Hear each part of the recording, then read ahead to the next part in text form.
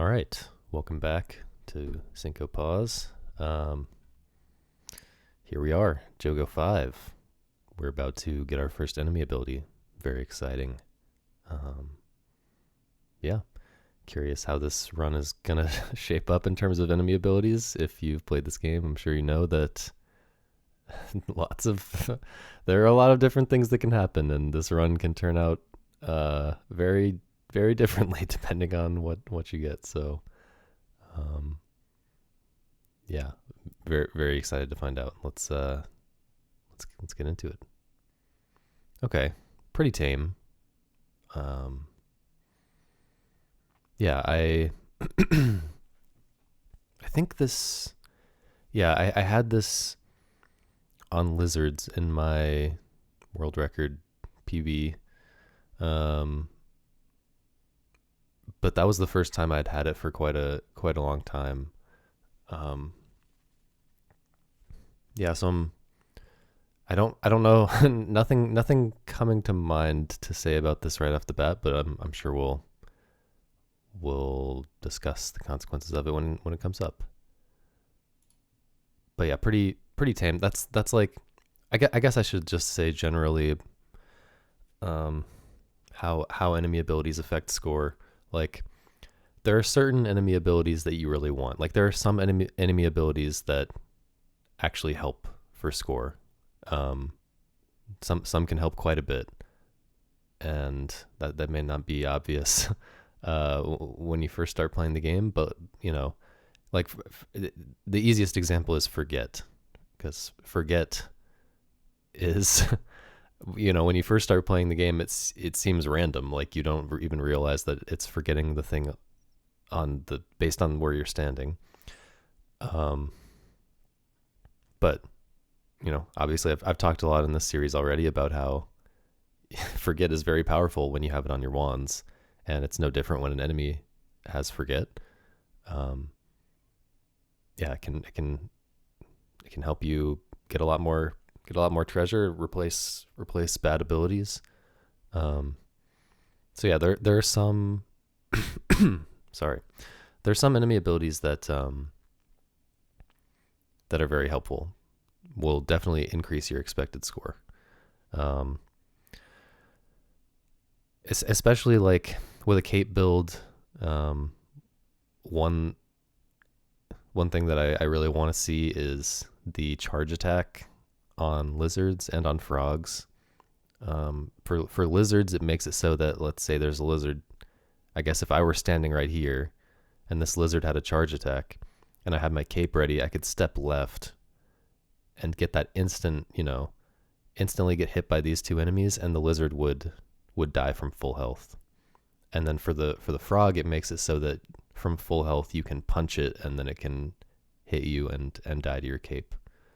Um, which makes a very big difference, and especially on frogs, I find that the charge attack gives you a lot more freedom to set up different types of um, chase frog farming scenarios. But yeah, so yeah, there are some that are just straight up helpful for score. Um, there are a lot that are kind of like I'm not. It's not clear to me if they are changing the score one way or the other. Like they are helpful in some scenarios and bad in others. Like I would say the one that I just got is a little bit like that. Like the chicken freezing me in place. It I don't think there are a lot of positives to it. Um, but it's not very negative either. Like yeah, that's not something that's gonna like suddenly get me killed in some weird scenario. But then there are a few enemy abilities that are very bad for score. The worst one I think is um, stealing your artifacts when enemies are start discarding your artifacts.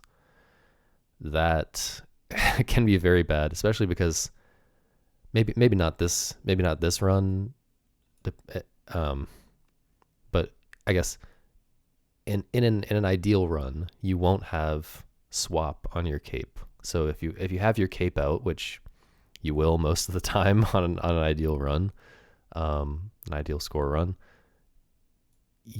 if you have your cape out and it doesn't have swap on it, then if you walk into a room and there's just a frog right here, trying to steal your artifact, and it's just ready to snipe you as soon as you walk in, like sometimes there's just nothing you can do about that, and you need your artifact to get stolen.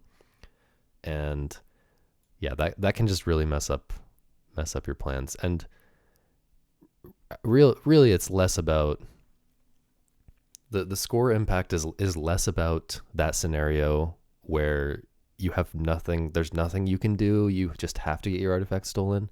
It's more, because that's pretty rare, it's more about scenarios where you walk into a room and your movement options are just very limited because there's an enemy who could steal your artifact if you walked certain places. Like, it's about the way that demands that you deal with it immediately and always be aware of it and always working around it.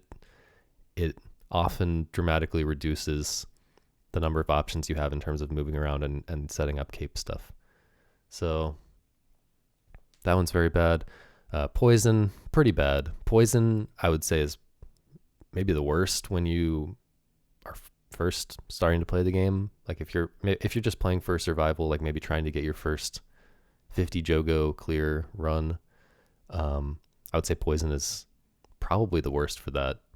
But it becomes a little bit more manageable when you are playing for score, and especially playing at a really high level. Like playing for score just means you're getting a lot more treasure drops, which means you're getting a lot more potions. So like every room there should be quite a few chances at a potion drop, unless something is going terribly wrong. So chances are you can get the poison off you pretty quickly, but 50 Jogos is a lot of time for that's a lot of opportunities for the game to give you just one Jogo where you happen to not get a potion for two zonas in a row. And yeah, sometimes it's hard not to like bet on the fact that it'll be okay if you get poisoned in a certain scenario, and then you do end up getting screwed. So yeah, poison's still pretty bad. I don't know. Those are the ones that are popping out to me as like especially bad.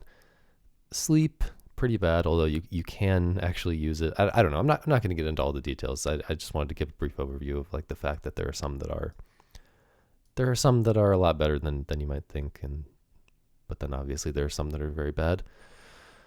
Hopefully we'll get a good variety of enemy abilities in this run so that I can talk about a lot of different things as we go along. But okay.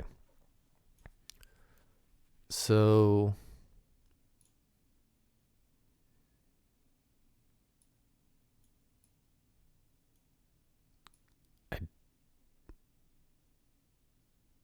we have this ghost that I sent, and we have this book that I sent, which is nice. And the book is in a nice spot for me to potentially shoot through it, like the main thing with as I've said before, the main thing that I want to do with my first shot is shoot it through an enemy. But if I can shoot it through an enemy and also shoot it through an item, and especially a book, which I wouldn't mind transforming, then that's just a bonus. So yeah, I mean, shooting through an item gives an extra test. It tests for the grab ability, which doesn't do anything to enemies, but it's if we're discovering a dupe or a transform, then it's we're just getting extra value out of that thing that we're already going to discover because we're shooting it at this book. Also, if there's a time warp, if we're sending stuff to the next zona, then a book is something I wouldn't mind sending. If I were shooting up at this key, I would be a little more hesitant to shoot up at this key, for example, because I don't want to miss out on this. Although in this case, I actually probably wouldn't mind very much shooting up at this key because I have this arm to grab the gem anyway. Although there wouldn't be a chance to dupe this key because stuck between these walls. So I would be at least a little bit more hesitant to do that. But okay, so yeah, I'm thinking about stepping down and then left and then punching this shrimp. But then there's another enemy on me, most likely. But I think that's fine, and I start shooting. I mean, 1, 2, 3, right? 1, 2, 3, 1, 2, 3. Yeah, I mean, this ghost could be on me here, which would be great, and I can just punch it immediately because there's going to be an enemy right here. Or the ghost could be on me here, and I would do this great shot through the ghost, and probably not a lizard. I don't think. I think the lizard could still be up here, maybe. 1, 2, 3. Wait. Yeah, the lizard could be there, maybe, which would be great. Problem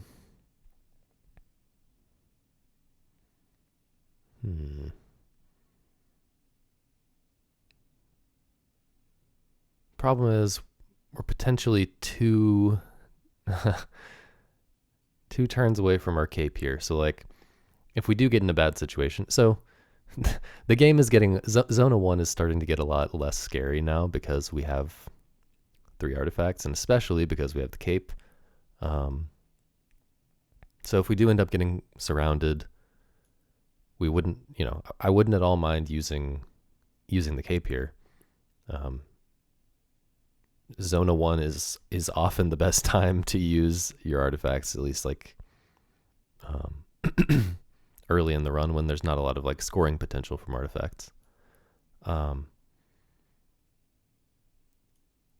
So yeah, Zona 1 is often the scariest part of the Jogo, and once you know more about your wands, you've got a lot of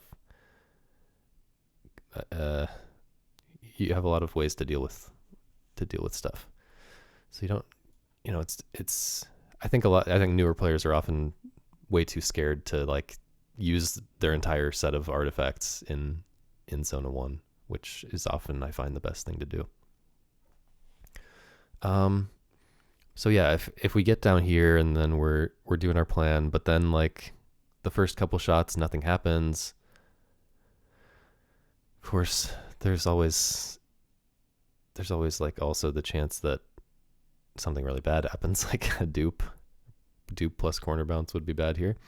But yeah, if something bad happens and we want to get to our cape, we have to use this horror specs first, which means we're like taking 2 damage because we're already surrounded at this point in this scenario that I'm imagining. But then we might also have to cycle away from the arm, which I guess as we do that, so I guess it's just 1 turn using this, and then a second turn on 1 turn using this, and then we get punched twice. I mean, we've already been punched once, so now we're probably down at 2 health, which is bad. But then we've used that, and say we get the arm, which is only a 50% chance. There's a 50% chance, I think. I imagine that's equal probability, which one we get next. But assume the worst case, we get the arm. Then we're at 2 health. We use the arm, but then the cape immediately shows up, and since the cape is something you don't have to actively use, it will trigger immediately. But I think in this case, where we get down, where we get into that bad situation, the more likely thing I want to do is just leave. But I would feel pretty bad about that. Like, really don't want to leave this gem and book, and I'm potentially missing out on most of my wand tests if that happens.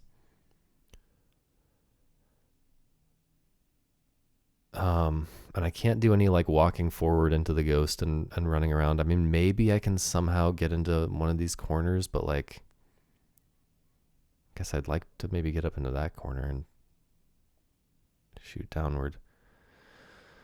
Maybe I can get into this corner right now.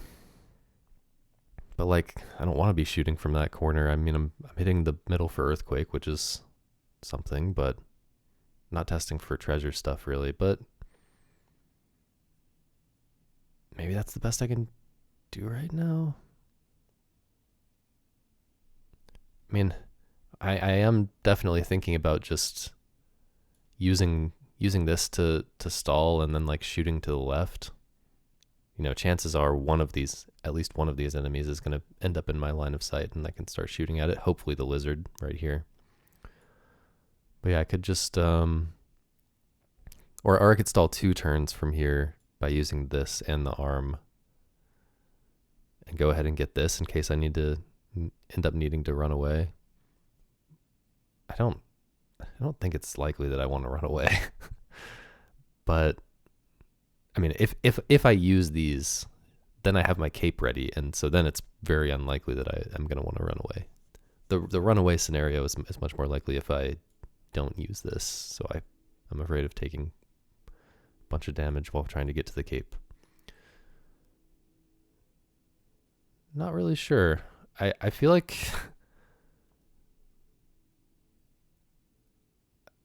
I don't know. I feel like I'm trying to figure out what I would normally do, because as I said last time, or as I said at some point,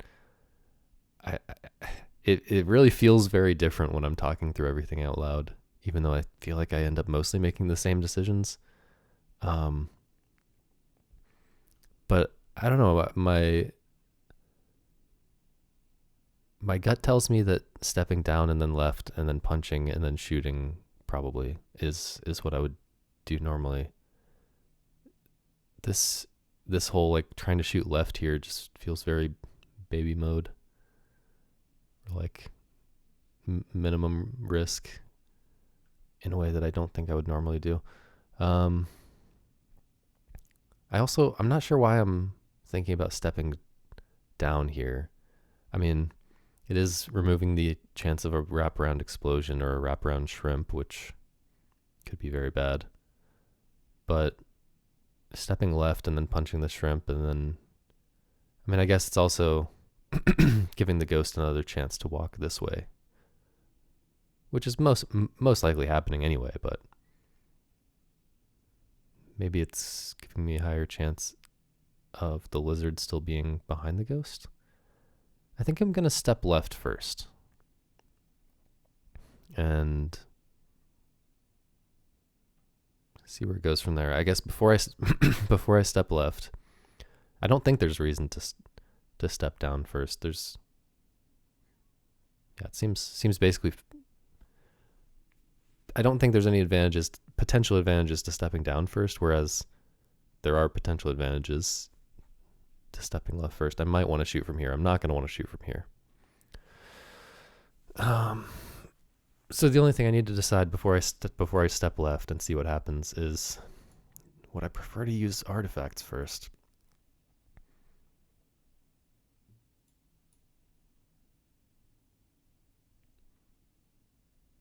I think I'm okay with this as a backup plan, getting into this.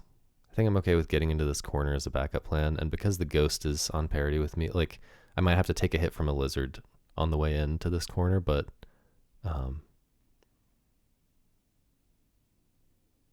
not the end of the world. So I think I'm okay with this as a backup plan, start shooting from in there. There might even be a chance that I can get all the way over there, but I don't think so. But yeah, I think I'm okay with this. I'm stepping left. Okay, that's interesting. I think a lot of people would be tempted to shoot here, but I think it might actually just be worse to do that. Like, if I shoot here, assuming no corner bounce, there's no test for a side hit. Whereas if I punch, in all likelihood, the lizard ends up there. So we're testing for a side hit. And also, if this kills the second enemy, we're killing the ghost. Whereas if I punch and the lizard steps down, we're killing the second enemy, which is the lizard, which we'd rather kill that lizard right now. I mean, then again, this is testing for target, assuming no corner bounce. Which, if we punch and then shoot, we're not testing for target. Also, teleport is the other possibility. If we're not testing for target, then we are testing for teleport.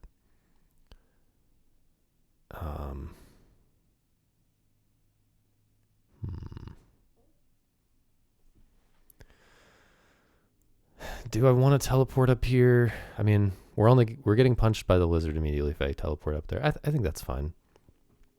I think, well, I don't know. the thing about shooting the shrimp, the main reason this is not as great as I think. I think a main reason why this is not great is just because there's not that many great things that could happen to the shrimp right now when we're at full health.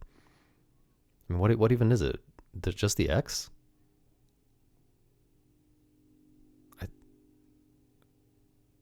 I really think it's just the X.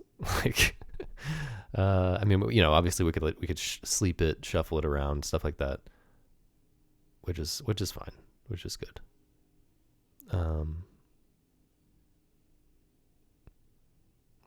don't know. Maybe I do want to do this. It's good to test for the target. And I guess the other thing is considering like how these enemies might move if I punch first.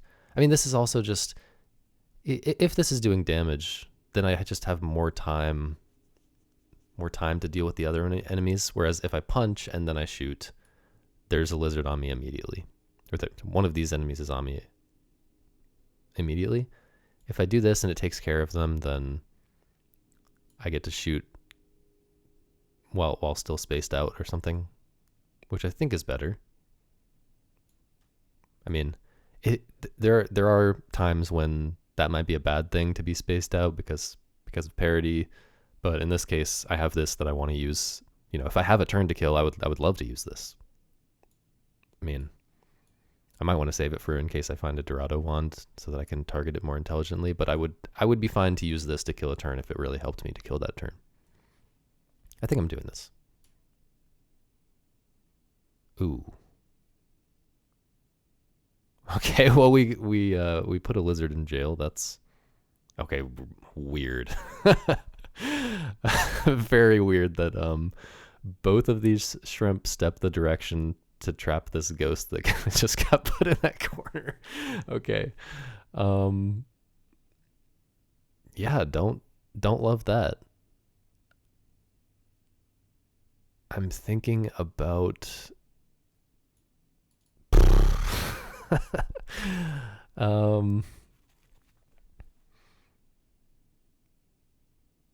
so obviously I could step right and then have like a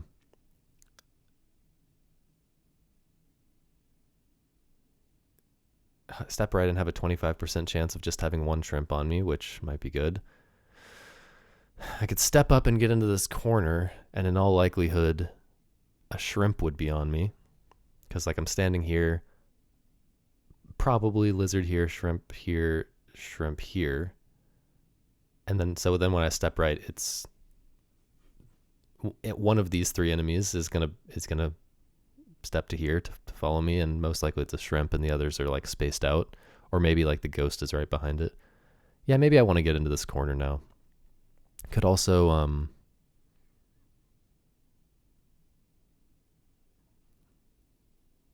don't think I want to shoot from here because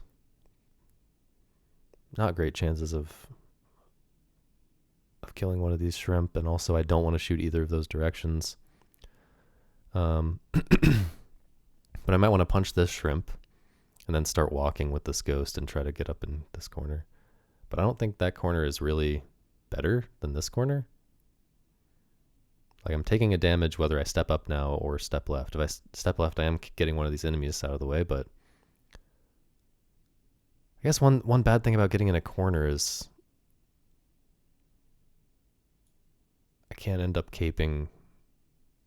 Maybe I can. If the enemies are spaced out like I feel like they will be, or if the ghost comes on me, then I can step out and use the cape. But also, like, what are the chances I end up getting to cape from this position at all? Like, what are the chances that I decide to use this Haruspex and try to get to the cape while these enemies are all still here? I don't know. That doesn't seem very likely.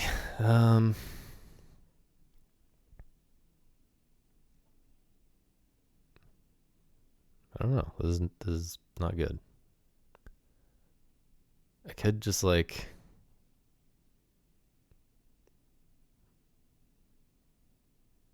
Well, if I punch one of these shrimp, then all of these... No, not this shrimp. This shrimp won't be on parity with me, but maybe...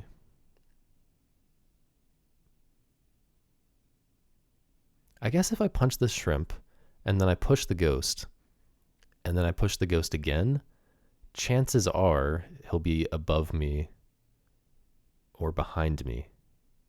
Chances are, I think most likely he'll be above me. Because,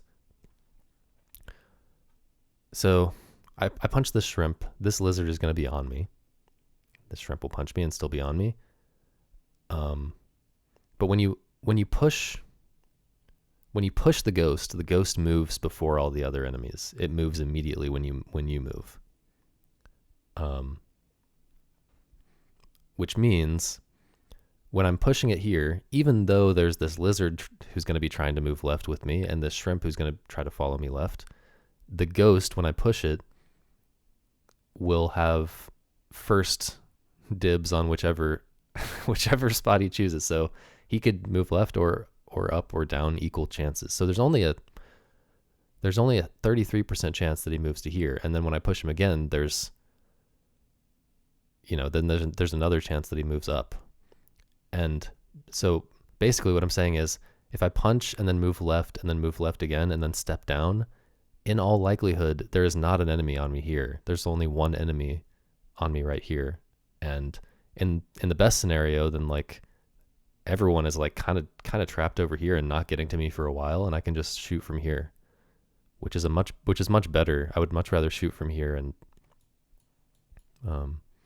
test for wand refresh and probably hit some enemies to the side, stuff like that. I think that sounds best. Okay, that was the unlucky case. Please don't step down. I guess the backup plan is we're going up in this corner.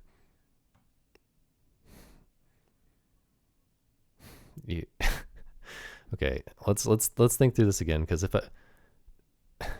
again, enemy movement is really screwing me this entire run. Okay, well, this shrimp is potentially set up to block this ghost. So like if I step down and then left, the ghost guaranteed is going to be here. So I'm going to be here. The ghost is guaranteed here. And I think this shrimp is guaranteed to be here. I think we're guaranteed if I step down and then left to have this shrimp here, me here, ghost here. Oh, wait, no, this lizard is not going to be here. So I guess I could shoot this up at a ghost and a shrimp, but I would have two enemies on me and be scared. Oh, man.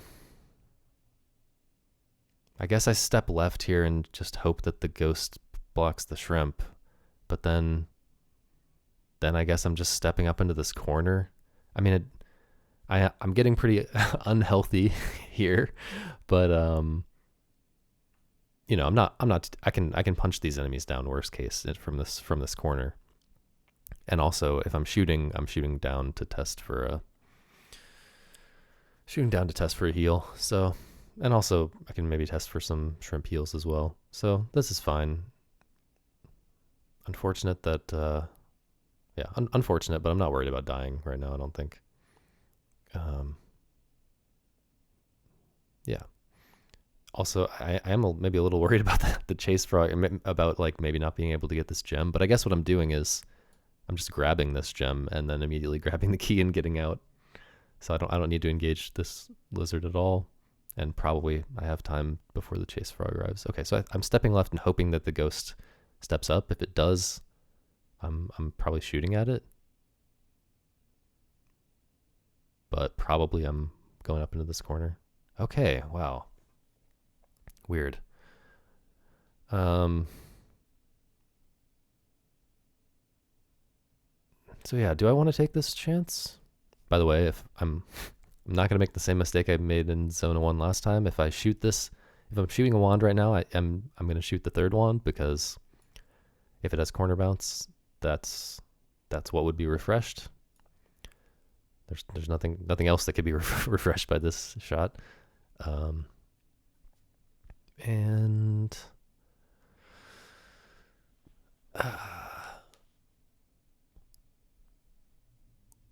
yeah, I don't know. I think I want to do that. It is a little bit awkward if this does nothing. Like, what happens if this does nothing? I've taken a damage there. I take another damage by punching.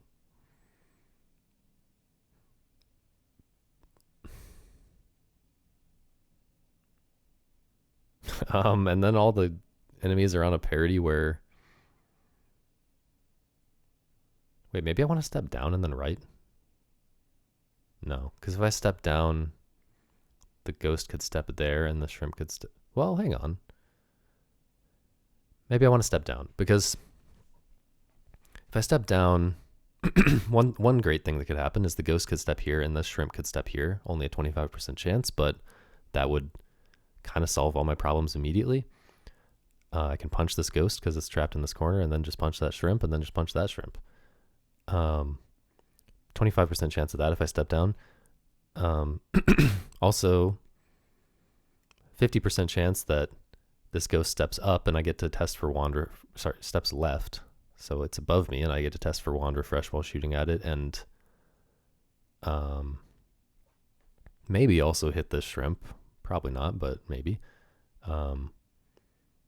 But also if it's that way, if the ghost is above me and I shoot up at it, that means this shrimp is probably stepping down, which means that it's getting out of my way for me. It's clearing the path for me to go up, for me to walk with this ghost up into this corner if I need to after this, assuming this lizard doesn't get here before that. So let's imagine if I step down and then shoot up once, and then it does nothing. So that's 2 turns from now. So this lizard is here maybe. So then I step up to here and the lizard's here. So the lizard is in my way probably. I don't know. It could come down here or something. But I can get into the corner still if I need to. But the other possibility is the ghost steps down to here. That shrimp is there. But in that case, I think I step right and then shoot up. And this is like a really good test in that case. So that's 1, 2, lizard here or something. Yeah, I don't know. I feel like that's a really good test. That case is maybe potentially getting me into a scary scenario where I have to start walking with the ghost and I'm not exactly sure where I'm going, but I don't know. It feels safe enough. But we're I guess really hoping for ghost down, shrimp down. Okay. We got the scary scenario.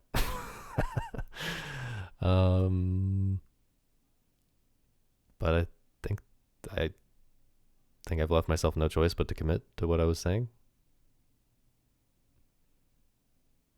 It's nice that this shrimp has to step away right now. Cool.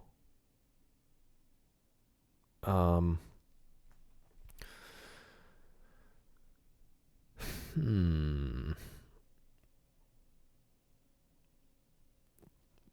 mean, I'm definitely punching, right? Let's see. I can't imagine why I would not punch right now. Nice. Okay. Got the better case here. Hopefully we get the better case again. The lizard steps left and we get to fire at him from range. I don't think there's a reason for me to step left here. Okay. Okay. I guess maybe I'm going to want to fire this one up still. Probably not.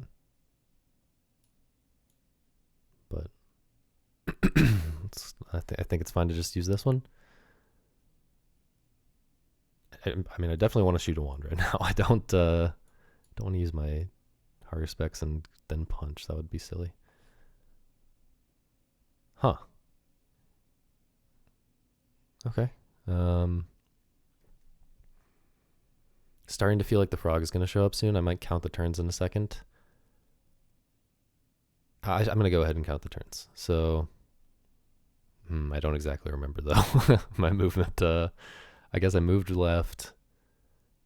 and then I shot, and then it did the shuffle. So that's 2. I punched a shrimp. That's 3. I walked 1, 2. And the ghost was down here. Punched shrimp. Walked 1, 2. So that's I'm at 5 turns. I don't know. I'm just gonna kind of estimate. I don't trust my memory here and exactly on what happened. But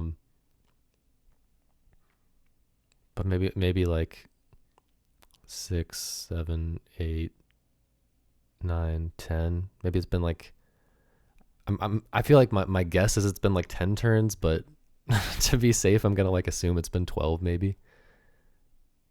Maybe there's an extra back and forth that I'm forgetting. So if it's been 12 turns, let's say, I punch, that's 13, and then I 14, 15, 16, 17, 18, 19, 20, 21 if I want to try to shoot at this lizard. Actually, I think I still want to do the grab. I think I still want to grab this before grabbing the key. Use my arm to grab this before grabbing the key. Yeah, and that also gives a chance of, if I use the arm while I'm standing here, it gives the chance of the lizard moving left. Okay, yeah, I don't think I think that's what I want to do no matter what. I don't think the frog timing is something to really think about. I think I want to go ahead and grab this book and go ahead and use the... Okay, interesting. I wonder if I want to use this differently because I know this. Well, there are certain things that we know based on this that may not be immediately obvious. Because this is the very last spell, we know that certain things can't happen because we know that certain spells can't be on this wand because those spells would always happen after all damage, all there are certain spells that only come after all of the spells like poison which affect a target, like an enemy target. So for instance, shuffle, I believe, would only be after this. Time warp certainly would only be after this. Maybe it's just those two. But I think maybe there are other things. No, there are things that have to come before this. Like I think snipe has to come before this because it would look weird if the enemy got poisoned and then immediately died. I mean, I just mean look weird from my perspective. Like I have played this game a lot and I don't think I've ever seen that. So it would surprise me if I saw that, which probably means it can't happen because I've played the game enough to see all the combos, unless it's like a specific 4 or 5 spell combo maybe. Yeah, so but that doesn't rule it out. I think if this were the very first spell, I think it would maybe rule out snipe and lizard kill, maybe certain things that make it instantly die. That would be my guess. Again, take everything I say about spell ordering rules with a grain of salt because I'm just kind of intuiting my way through it. I'm not try-harding by memorizing the list. Although I might. I should probably do that at some point.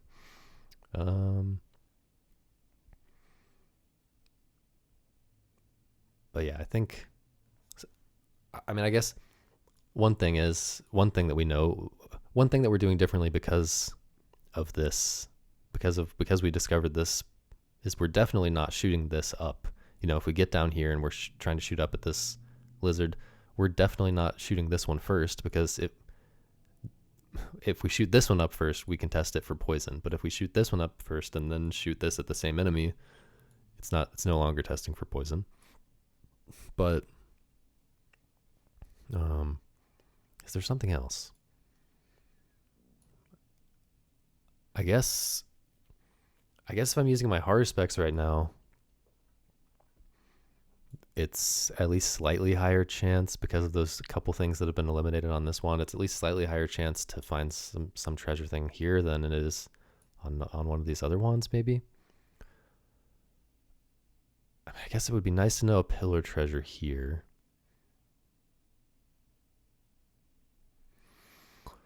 Since we have the build wall, which is an interesting combo with pillar treasure, where you can often get two treasures from one cast, even without going through walls. I guess the X does eliminate stuff below it, right? The X eliminates like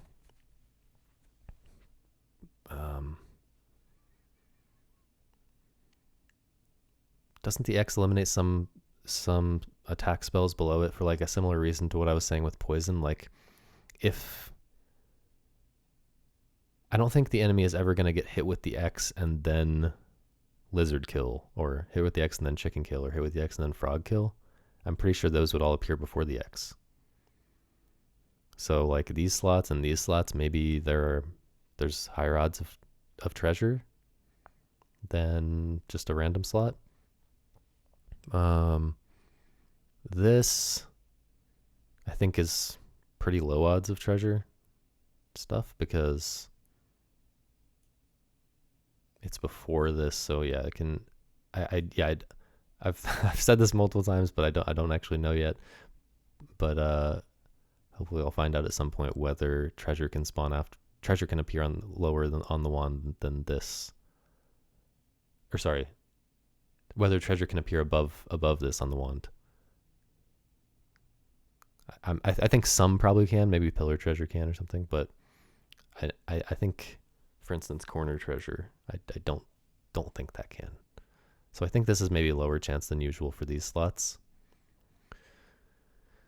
Yeah, I think this slot seems like a good bet. I think generally toward the bottom of the wand is more likely to have treasure stuff, but not sure. just because like there's, I think I said this last time. Anyway, yeah, so I'm gonna go ahead and do that. And yeah, I guess I didn't consider the possibility that we get the cape before this. Why did I not consider that? I don't know. Let's see what happens. Oh, interesting. I'm glad I discovered that. I didn't think about this possibility. I didn't think about the fact that this can combo with through walls and wrap around. So I definitely think that this was the right choice, but maybe not for the reasons I was thinking. Now I could try to somehow kill this lizard through these walls and then go ahead and, oh wait, no, I can't use this. I already used this spell. Okay. Yeah, I think I'm going through with my plan, and but yeah, so I think this was a good one to try for this, or trying for a discovery on this wand. Although maybe similar I'm having a very similar feeling to what I had last Jogo. Last Jogo, I used the horror specs, and then I immediately thought, well, I don't know, maybe like this is what I should have tested for next in the next Zona anyway. Maybe I should have strongly prioritized testing this anyway next Zona, just because it's so good if it is there. But no, I mean in this case it could have been through wall, and in that case I wouldn't have gotten the value out of it. Yeah, I probably would have tested for through wall before I tested for wraparound, and yeah, so I'm definitely getting value out of that discovery. I don't think that logic makes sense. Now, do I want to step down before I do this or not? I'm going to try not to worry about the chase frog. It might be that the chase frog shows up one of these turns, and then I have to like step right and block it. But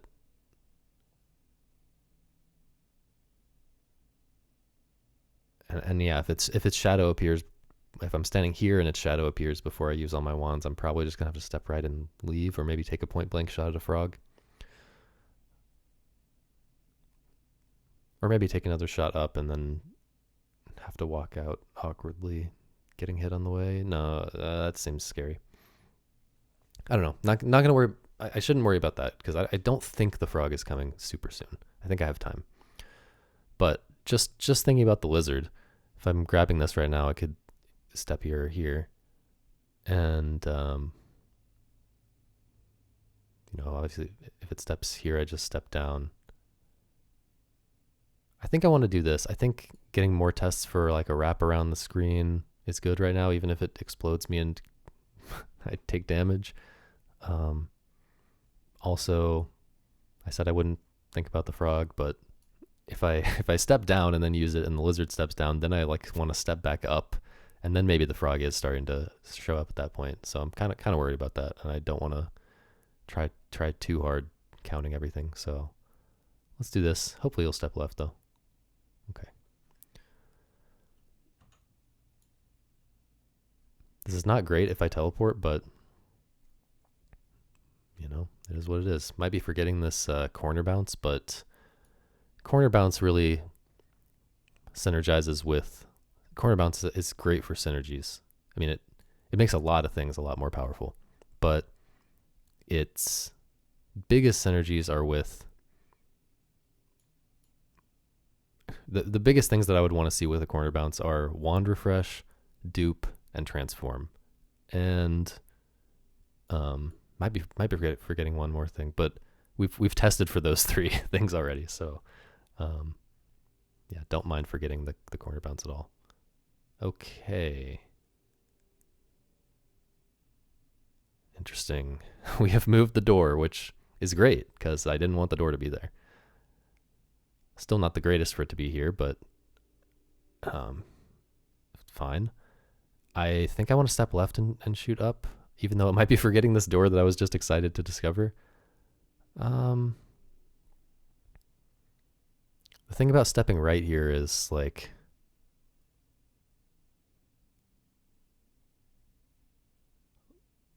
There are certain... Then we get into a situation where I'm like walking back and forth trying to get the lizard to move the right way, and he's not cooperating. Like if I step left here, I might be shooting at nothing. I might be shooting past this lizard, but 50-50, he's here, and then I'm like shooting up past him, but I'm at least still testing for wand refresh. I'm testing for hitting him to the side or an earthquake or something, and it's fine to get my buried treasure test in. Like at this point, like my wands are looking pretty strong. I don't mind testing for buried treasure, but also don't mind shooting through this lizard if he steps left. I just kind of hope that I'm gonna have a chance to get this key, come back and get this key before getting punched by the frog, but we'll see.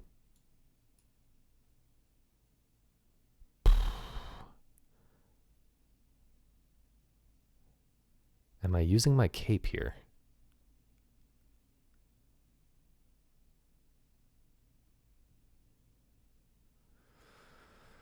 Well, there's no reason not to punch this lizard. So yeah, I could use my cape here, or I could take a damage. Well, one thing I could do is step up and then down, and then maybe the shrimp is on me, and then the frog gets spaced out by one, and then maybe I run all around. And I guess one thing to think about is this door upgrade we got. Would be cool to move the door to right here. I think we've tested everything for wand refresh, so we don't care about shooting at the ceiling anymore. And this puts it in the middle, which is good, especially for Zona 2. Yeah, I guess last Jogo, when I was talking about, or whenever I was talking about strategizing around the fact that Zona 2 has a lot of vertical walls and can get you trapped in corners very easily, like, and I was saying that it's very hard to like intentionally, it's very rare that you intentionally get to choose where you're putting the door from Zona 1 into Zona 2. Maybe all that which I was explaining before is a reason why this door upgrade on Cape is better than you might intuitively think. Better than I intuitively thought, at least. Because often you are using the cape in Zona 1. In fact, later in the run, you ideally are using it in Zona 1 pretty much every Jogo. And so, and often you're using the cape, by default, you're often using the cape somewhere in the middle section of the room. It's rare that you're at the edges using the cape, because using the cape is all about getting in the middle of everything. So like often you probably won't even have to go out of your way to put the door somewhere you want it to be. Often it'll just naturally go where you want it to go, in Zona 1 and entering into Zona 2. So yeah, maybe this door is better than I thought. Yeah, I think the thing to do here is at least try for a lucky thing where I'm not taking any damage, but if I have to, I just take a damage. I think going down to 3 health right now and keeping my cape is better. Give me, yeah, I don't know, using the cape on all those lizards in the next Zona or whatever, will likely free me up to test these wands more in better ways. So I think it's better to take a damage. Not sure, but it's at least good to try here by stepping down. Okay. So now hopefully the frog steps left. And again, no. Okay, so what happened? The frog was here, and then in 1, 2, 3 when the shrimp got on me, 4 when I punched the shrimp, 5. Okay, so we've got 15 more turns to dance around. 6. Okay, well. So if I go ahead and cut my losses, 7, 8, 9, 10, 11, 12, 13, 14, 15, 16. Okay. I guess I have time to try literally once more, and the next time it moves the wrong way. Well, what if it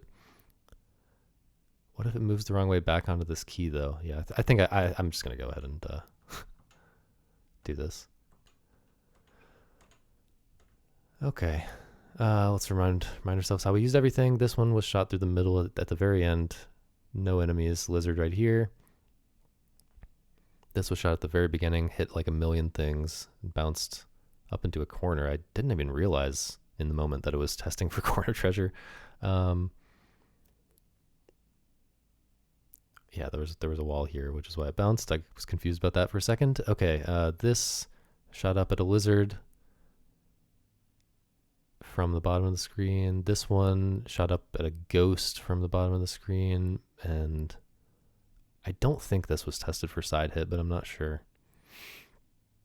This one through a lizard, and then I discovered this wraparound. Okay. Okay.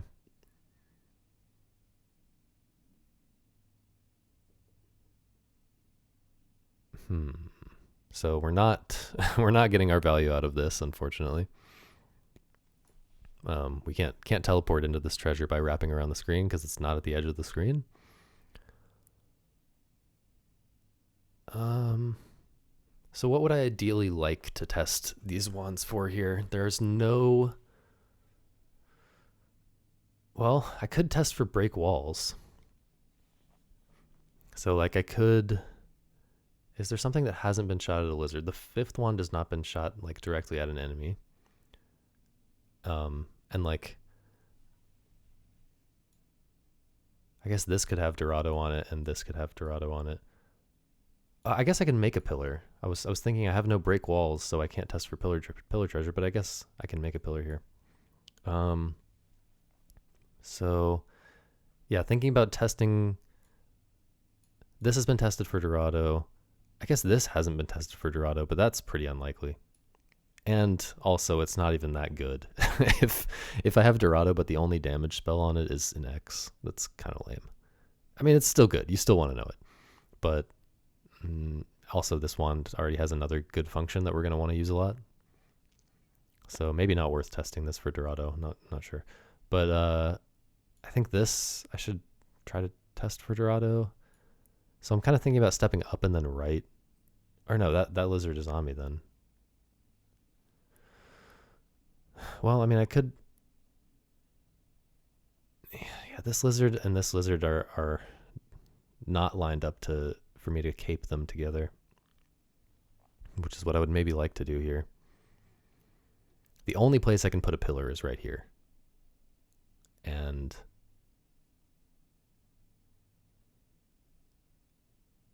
I guess I probably want to put this one so that I can do a different test with this.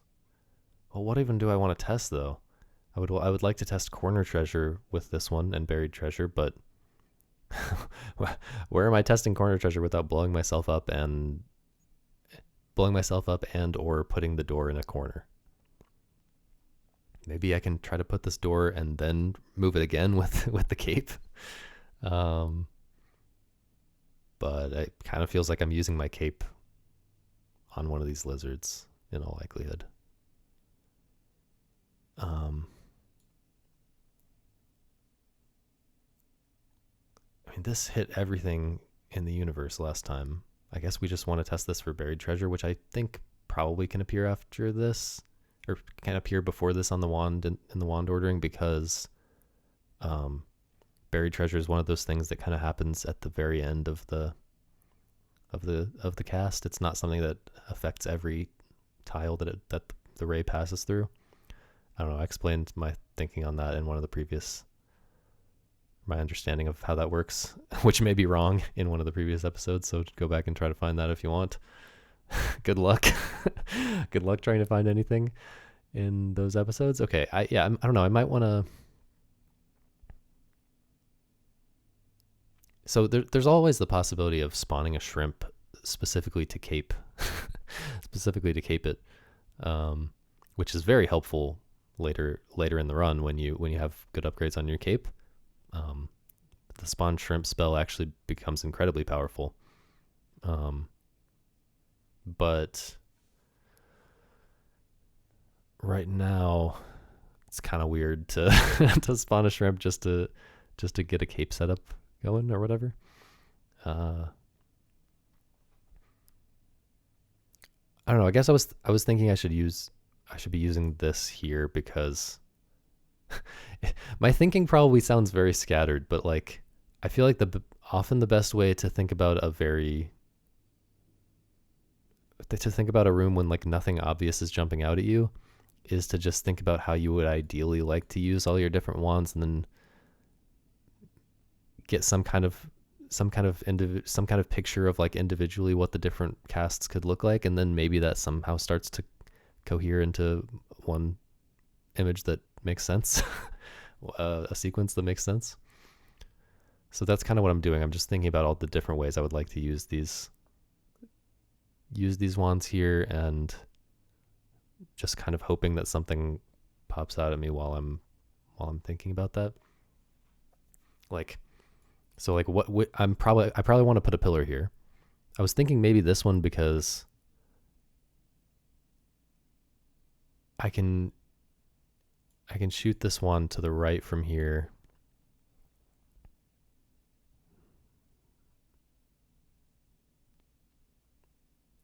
So if I'm using this one from here, I want to do it from standing over here so I don't get exploded, and so that it tests for a break wall here.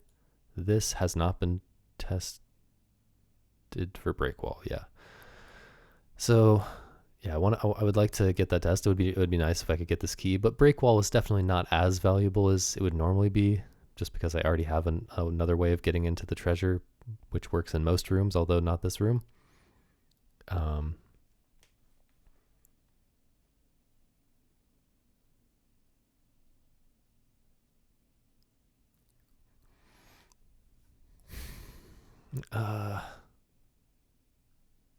But yeah, that's kind of awkward to like get into this position at the beginning to do that.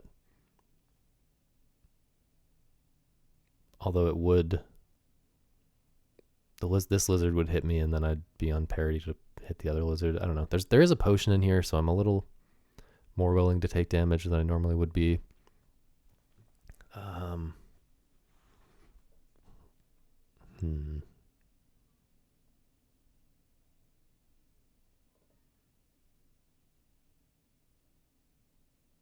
I mean, we've definitely tested this for mirror kill, right?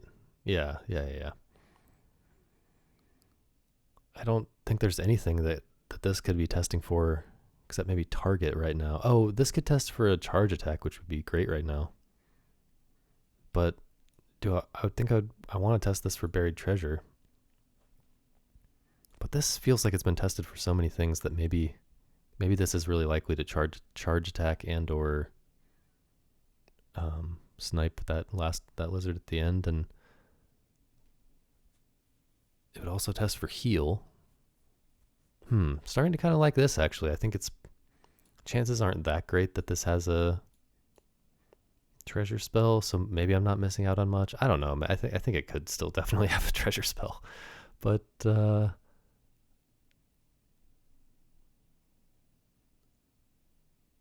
don't know. Kind of liking this idea. It also just moves everything else around, kind of re-rolls the entire situation, and maybe will get me into a spot where I see something more obvious. Although I feel like the main problem is just that I don't have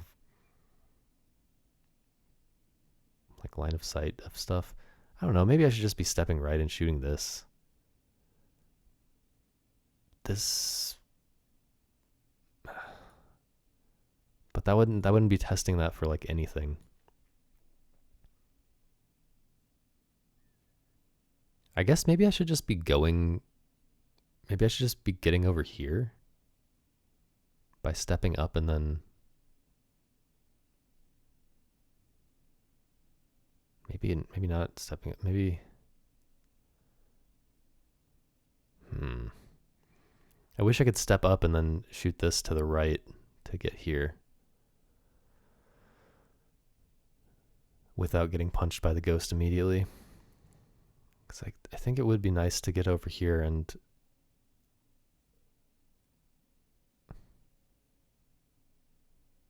get in a spot where I can fire up at some lizards. Maybe I am just taking a damage and then doing a cape attack. Maybe I'm just like stepping up twice, punching this lizard and then punching this lizard and activating my cape, getting this door in a nice spot. But then I'm gonna want to use this. I'm gonna want to use this other door. No. I might shoot that from here then and try to break that. And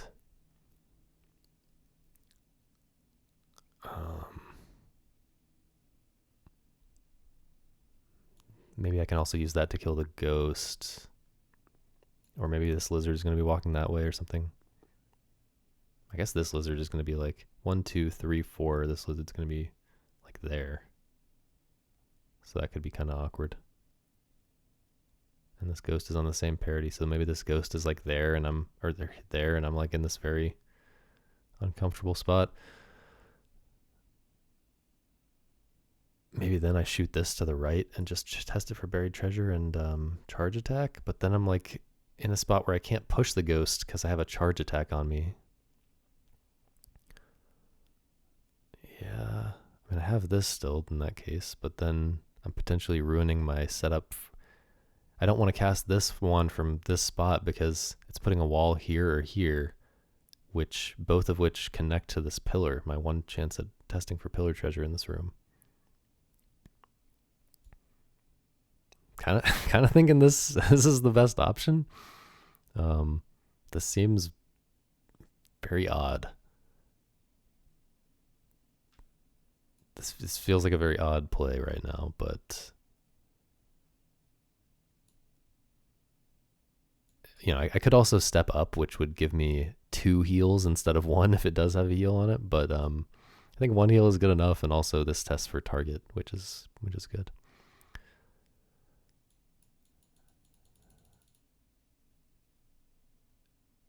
It doesn't seem that good though, but nothing really is seeming that good right now. So I don't know. Got to do something. Okay, I didn't even think about that. Man, I was thinking that had been tested.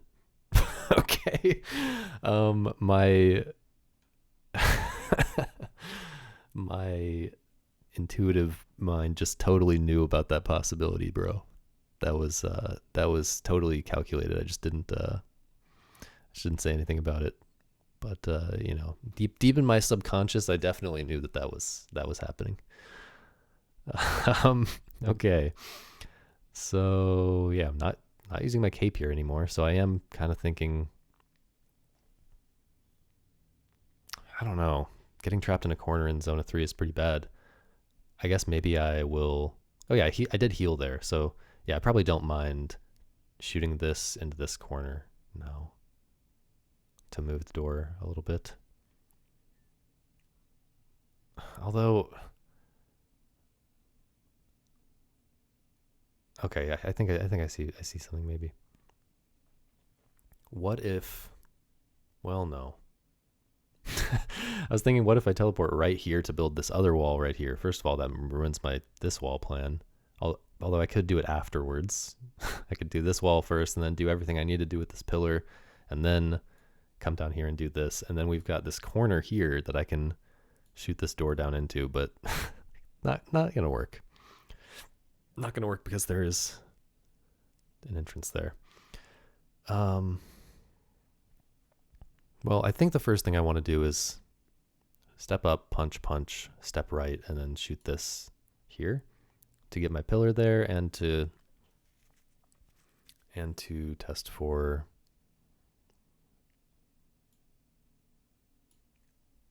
breaking the wall and buried treasure. And a through walls hit. It'll test for a through walls hit before it does the explode, which is cool. Don't think it's been tested for that. Yeah, definitely hasn't. So that feels like a pretty good shot, especially because it's setting up this pillar, which will help me test other things. This was just tested on that ghost in the ceiling and tested for corner bounce and stuff. So I think it's good to shoot this at a pillar. I think it's good to get over here and shoot this at the pillar that I just made, and then this as well, probably. Maybe I should shoot. No. I was gonna say shoot this first and then shoot this at it, because we know it's gonna kill it anyway, and maybe it shrimp kills it and heals me before that. But that's not a valuable thing to discover. I would much rather discover buried treasure on this wand.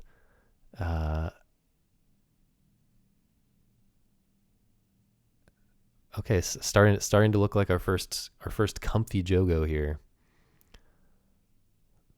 I mean, Zona 1 was still very, very tricky, but looking comfy from this point, which is a departure from the rest of the series so far. Yeah, okay, so then how am I using this? I guess I could intentionally use the cape. I mean, the thing about intentionally using the cape right now is I could potentially upgrade it toward the end of this Jogo and upgrade it with a treasure thing and then get treasure out of it. So like, do I want to remove, it's a pretty small chance, but do I want to get rid of that small chance just to move the door right now? I don't know. Well, like I said, we're not afraid of dying right now, so maybe getting stuck in a corner is not terrible right now, just because, well, I don't know, we have this, so we don't really want to be stuck in a corner. But, you know, maybe we can corner bounce it into the middle somehow. I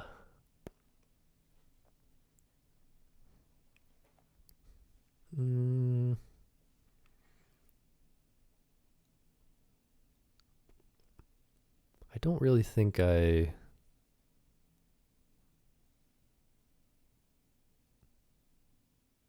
So I'm just thinking ahead about this, because like, if I want to use the cape to move the door, since I'm using this differently, I guess we don't know if this goes through walls, so we could go ahead and see if. Well, I guess if I have to keep one of these lizards alive to, or maybe I would keep the shrimp alive is what I would do. Okay, so we'll get up to the point in the plan where the shrimp comes into play. I guess if I step right here, then it's maybe passing through this lizard and testing something, but I think we've already passed this one through a lizard, and I'd rather test for buried treasure. Okay, so yeah, there was that possibility. Okay, so now I don't have to think about moving the door with the cape, that's good. I'm fine with that door spot. And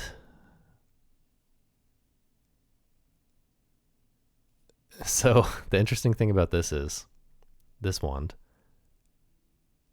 If this is also just a good door spot for getting out before the chase frog gets on me. Like, say I'm standing here, I test this on the pillar, and for buried treasure, you know, I'm testing for pillar, buried treasure, break wall, all that stuff, and then I stand here and do the same thing with this shrimp spell, punch the shrimp, and then do this. What if this has go through walls? This could still have go through walls, and if it does, it's teleporting me through this wall, wrap around, and through this lock, and putting me right here because I cast it from here. So I'm getting this nice like extra chance at this nice bonus, which is like the chance at at getting this key after all, even though it's in a really awkward spot.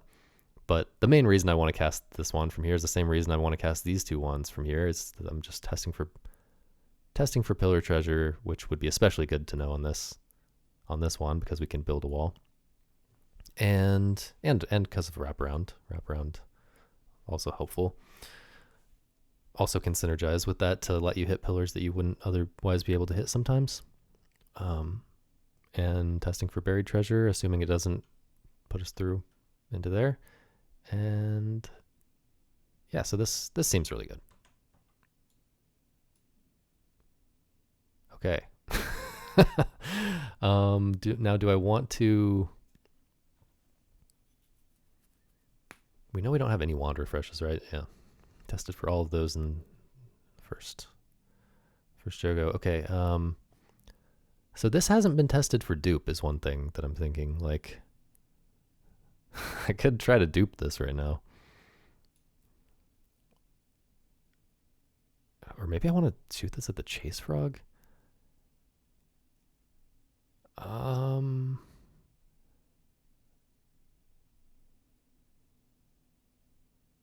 I don't know. I'm thinking about. I'm thinking about making another pillar. I mean, pillar is getting really unvaluable at this point. Like this, we have this as a way of getting into the treasure, and we have this as a way of getting into the treasure. So like pillar is not that valuable at this point. But also, pillar isn't any more valuable than corner treasure here. Like testing for pillar treasure versus testing for corner treasure. Normally, you know, in most cases, pillar treasure is getting you that extra test on a wall that you wouldn't be getting if you're testing for corner treasure, because usually shooting into a corner means shooting at the edge of the screen. But here we have two places where we could test for corner treasure while also testing for breaking a wall. But anyway, we don't care about that. We've got a break wall already and another way of getting into the treasure. So I guess we really do want to test this for pillar treasure. So I think I do want to step right and then make a pillar here. And if I'm doing that, then I kind of have a lot of time to do whatever I want here with this shrimp. So what do I want to do? Maybe I do want to shoot it at the chase frog. Maybe I want to try to stand here and shoot down the chase frog. And try to dupe the chest at the same time. I would have to count the parity to be confident about that play. Well, I guess if the parity is not what I want, then I would just step down, pick up the chest, shoot this to the right, get my pillar treasure test in, and end up over here, and then maybe leave.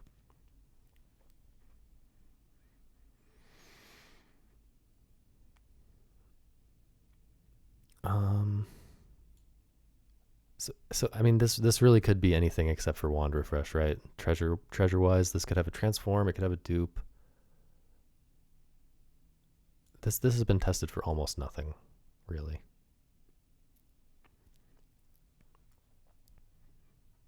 And I think we decided it's slightly more likely to have treasure stuff because of this treasure related stuff because of that.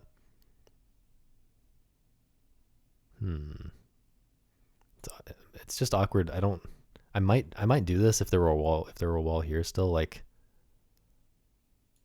It's just awkward that the shrimp is going to be spaced out from me if I shoot it from here. Could wrap around the screen, I guess. There's I really think testing that for pillar treasure is still the best.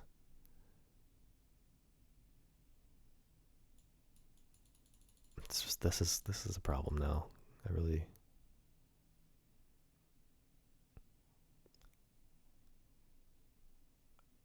maybe I do this one first, and then I fire this at the chase frog while it's coming at me from here or something.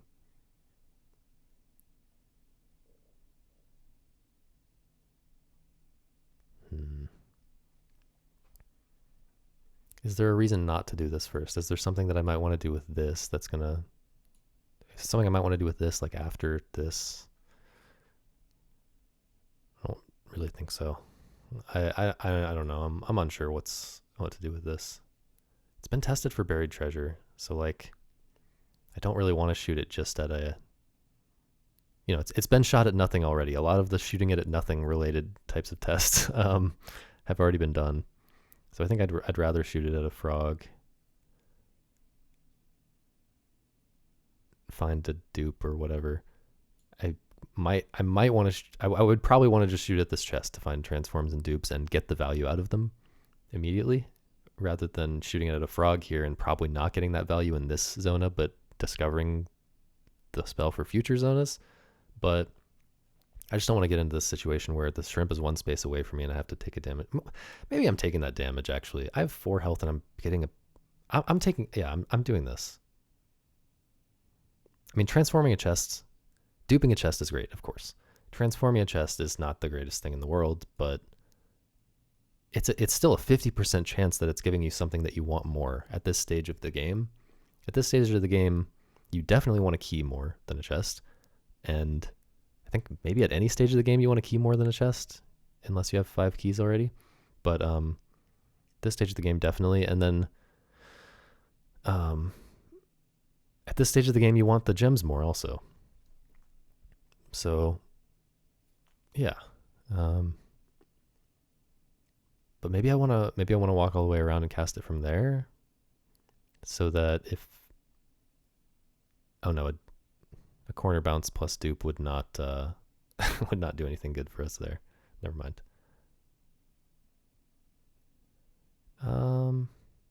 Yeah, I think I'd rather get the charge attack than a heal, probably. I don't know though. This is this getting a lot more tests if it... Wait, I think I was confused about what I was saying about this. Because like a frog kill could be up here. A frog kill couldn't be below this. Oh yeah, that's why... Wait, frog kill couldn't be below this. So if this were the top... So what was I saying about this? Oh yeah, this can't have like a shuffle on it or something is what I was saying. I don't know if what I was saying about this is real. There might be other reasons why the overall, like removing the possibility of shuffle might also remove the possibility.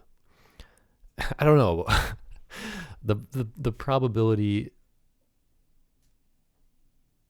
It seems like I might have been making a very simple evaluation of something that is actually very complicated, because like I don't know if I can explain what I'm thinking right now, but maybe what I was saying about this is not actually true, because I was thinking that because we know that this can't have shuffle or time warp on it, that's like 2 fewer spells that this could now be. And so it's a higher chance of treasure being somewhere here. Treasure something, just some kind of treasure spell being somewhere here. But maybe because those 2 things aren't there, because we know those 2 things aren't there, it actually increases the chance that it actually decreases the chance that a treasure something treasure related could be there, if if there were a shuffle here, for instance, or a time warp here, it would so dramatically increase the chance that of a treasure being here. So now that a shuffle can't be there, we should actually be thinking that it's less likely that there's treasure on this wand. I'm not sure how much sense this makes, but that's something that I am thinking. And I think it seems like it would be hard to know for sure, something like that. It seems like I was oversimplifying a complex question. Okay, but I think this is the right thing to do. Right? Why did I start thinking about this? I don't know. Let's just do this. Okay. Lame.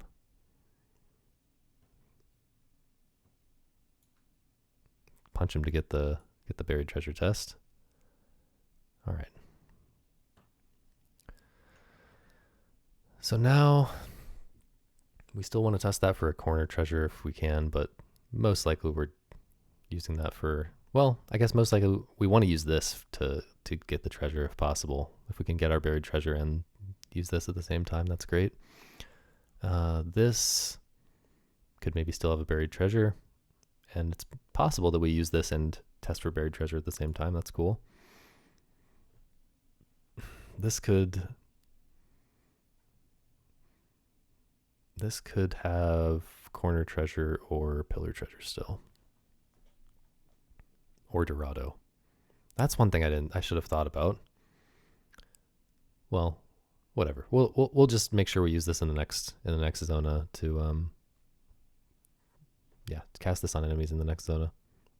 Maybe I'll get a chance to do that while also firing at a pillar or into a corner.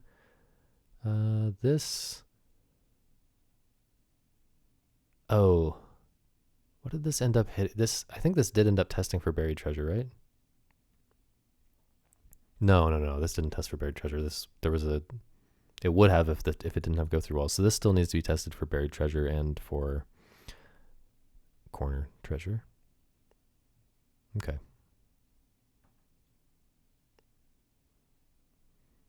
Okay, immediately I'm thinking about stepping up and shooting this, but I don't think that's going to be necessary.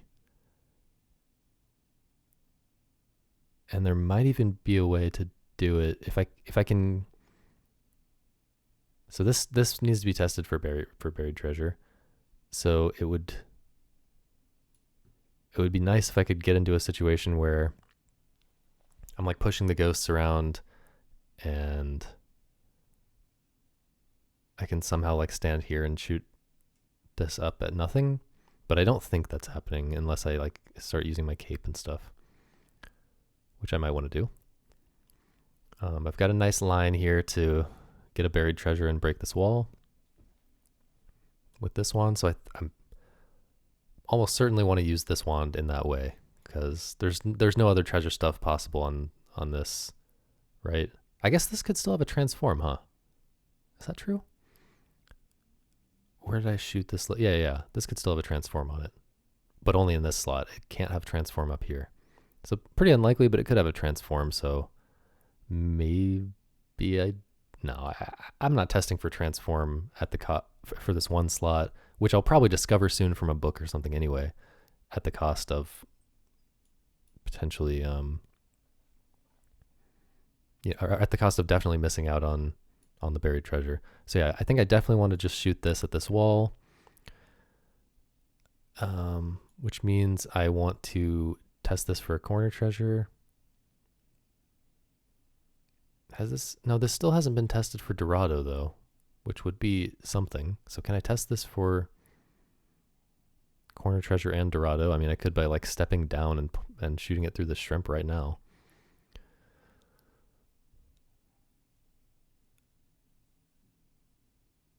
But maybe more likely I want to.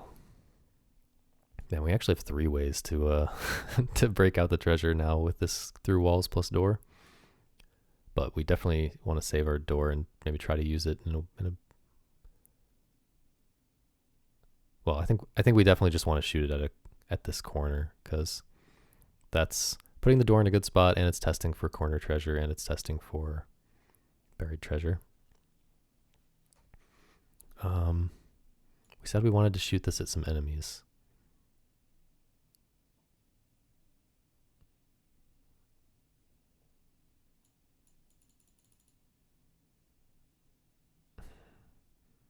One interesting thing is when you shoot this, it spawns an enemy that doesn't move. I guess I was thinking I might be able to block, like step up and shoot this to block off this frog from coming this way. But I was thinking it might make the parity different so that I could then like walk the ghost into the middle and get into a spot like I was talking about to shoot this without hitting anyone, without the ray passing through any enemies. But that's not changing the parity in this case. You know, it's just putting a shrimp exactly where the frog would have walked anyway. Maybe I'm using my cape here. Again, I would prefer to save the cape because I still have at least a chance of finding the secret room after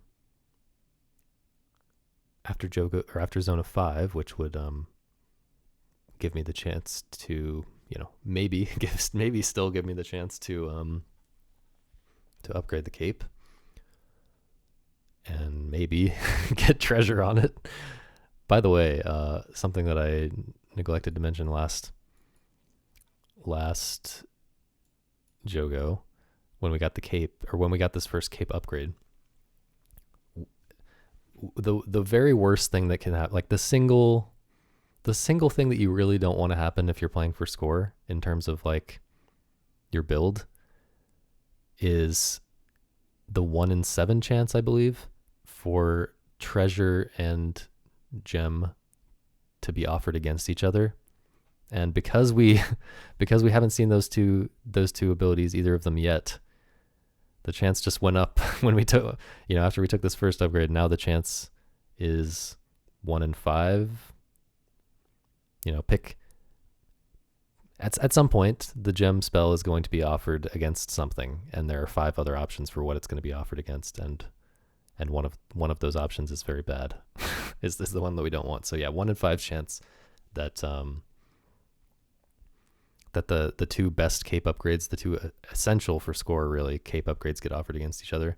I mean, for this run, I might even be happy if that happens, just because it's more fun, I think. I mean, it depends. It's just different, but it's definitely no, I don't think I want that, because it's just going to make the whole run more scary. I don't know. Maybe that could be fun though. But anyway, yeah, I would like at some point to get a decent cape-less score. Not a capeless score, but a cape-less score, which is the category that I've made up where you are allowed to have the cape, but you are not allowed to have the reuse ability on it. So I'm going to continue if we get that, if we end up getting that 1 in 7. If this is the 1 in 7 run where, you know, 5K is instantly dead to those two upgrades being offered against each other, still going to continue this. I want to hopefully finish this run, but yeah, that's like probably the number one place to consider if you're the resetting type. If you're the resetting the run type, that is the one place where you should be. You know, once you figure out what your cape upgrades are going to be, that's when you should be considering resetting, if you're going to be considering resetting. Yeah. I felt like there was more to say about that, but yeah. So getting at least a little more worried that we're going to end up in that bad spot. I think if I had to choose, I would choose not to have those two upgrades offered against each other in this run, just because I'd like to demonstrate like the normal cape strategies for scoring. But we'll see what happens.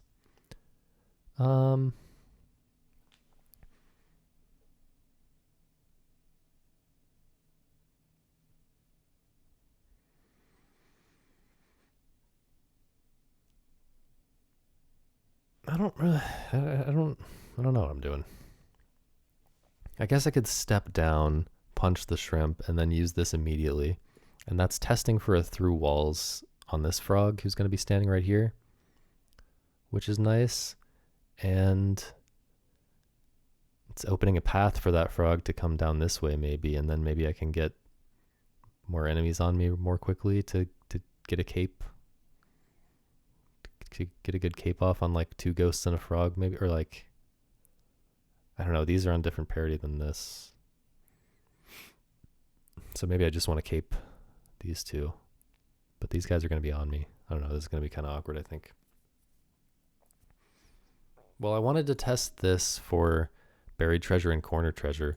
Since it goes through walls, I guess a good way to do that would be to stand here and shoot it through this corner and up at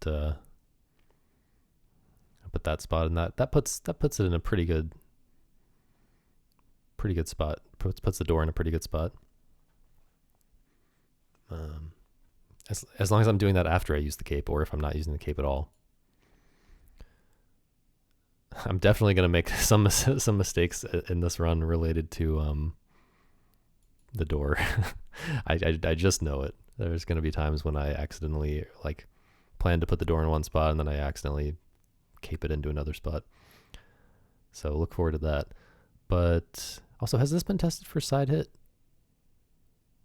What? How did I use this in the first? I can't remember. I can't remember where those other enemies were in. If I had to guess, I would say it hasn't been tested for side hit. So maybe this is gonna just kill this ghost. I don't know. I think I want to start out like this. I'm gonna get a chance to step here and just shoot this wand up if I need to, right? Like 1, 2 punch, 3, 4. 1, 2, 3. I'm guessing getting punched by a frog if I want to do that, but I can always go back up this way.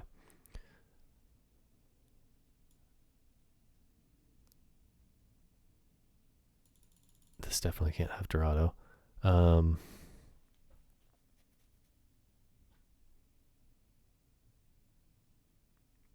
One interesting thing I'm seeing is that if I use this to break this wall, well, I can't really get in position to do that, right? I was thinking like if I could get here and break that wall, then I could like shoot this around this way and maybe that's a better shot for not hitting enemies somehow, but that just doesn't make any sense. It's also getting rid of my potential to do this. I really want to shoot this at a couple enemies. Like if I could hit a ghost and a frog, I would be like willing to take a damage here if I could like shoot this at a ghost and a frog. Maybe I should step up, step left, and just shoot this at this ghost and frog. Even if I'm maybe taking 2 damage for it. Or like up, left, and then back to the right. So this frog ends up here probably. Could get blocked by the shrimp, but probably ends up here, and then like this ghost here. I might like that. I think I want to get some tests in on enemies for this wand. I mean, let's just see how that sets me up for other stuff that I might want to do. Not especially well, I guess. I mean,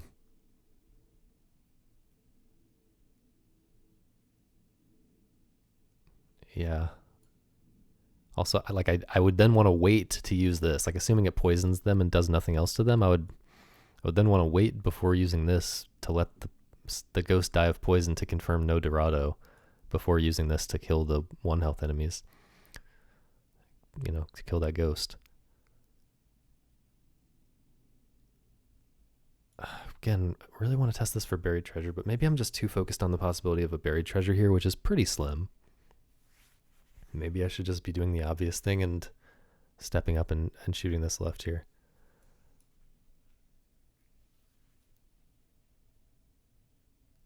That does, you know, this, if I step up and shoot this left, it does still have the possibility of, does still leave the possibility of testing for mirror kill on this wand if I'm shooting it at one of these frogs. It will let me set up to shoot at one of these frogs into a corner, most likely. Well, maybe. Not necessarily, but maybe, which I wanted to test this into a corner. And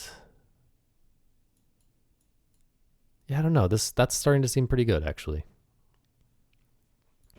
This I shouldn't be too worried about this one. I shouldn't be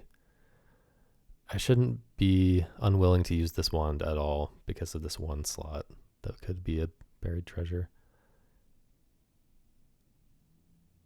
But at the same time, this could also be a pillar treasure, and I could test buried treasure and pillar treasure both in this zona if I don't use it to kill enemies. Do I want to commit my cape? I mean, let's say the frog dies to this somehow. I'm shooting this from here. The fist frog dies somehow, and but this frog doesn't die. Well, then I'm just using my cape. Yeah, I use my cape to kill that frog. I don't know. Maybe I do want to use this on a pillar. Maybe I don't want to use this on enemies at all. And then I don't have any artifacts left, and I'm maybe I'm at like 2 health or something, but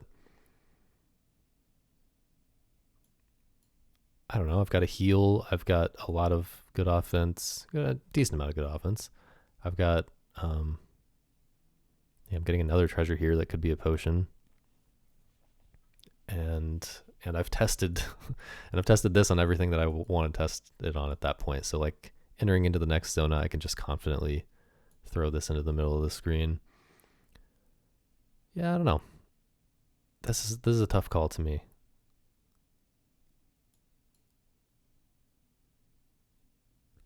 I think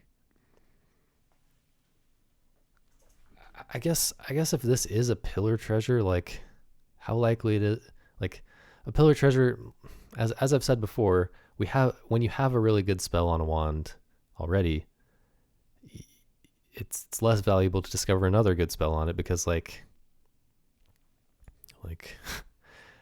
what are the chances in zone of 4 if let's say I am at 2 health? What are the chances then that I am actually able to use this on a pillar or without hitting an enemy? Not super high, if I want to use this to do damage, which I probably do. Not super high chance that I'm going to be able to use it on a pillar.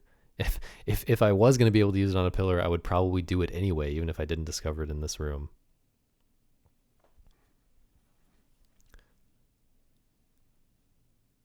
I think I do want to just earthquake.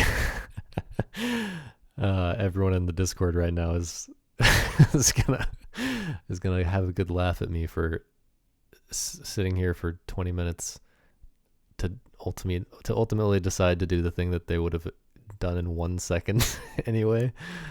Haven't thought about forgets very much. Let's maybe think about that really quickly. I think in Zona 1 I only tested for 1 forget here. Or maybe this was tested for forget as well. This doesn't have forget. This was shot from here. Okay, so this... Wait, did I not realize this when I was casting this in Zona 2? That this could have just forgotten the corner bounce and just completely ruined everything that I was trying to do with this cast. That was a goof if I'm remembering this correctly. I probably would have stepped up in that case and gotten 2 heals. That would have been better. Anyway, yeah. I think I really goofed there, but it didn't matter.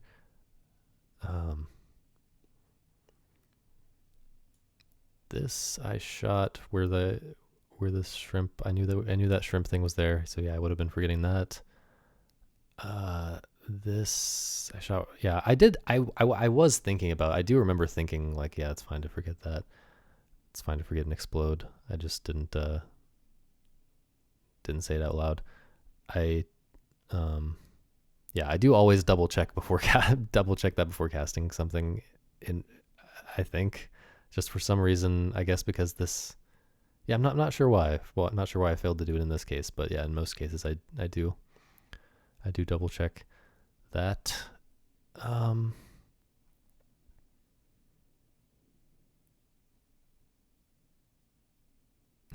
Now I'm tempted to do this just to avoid getting bullied in the Discord. I'm just kidding. I think I probably will concede that the obvious earthquake play is right here, and hopefully get a setup to shoot this in a good way at a frog right after. And this, yeah, I wanted to like test this one for Dorado as well.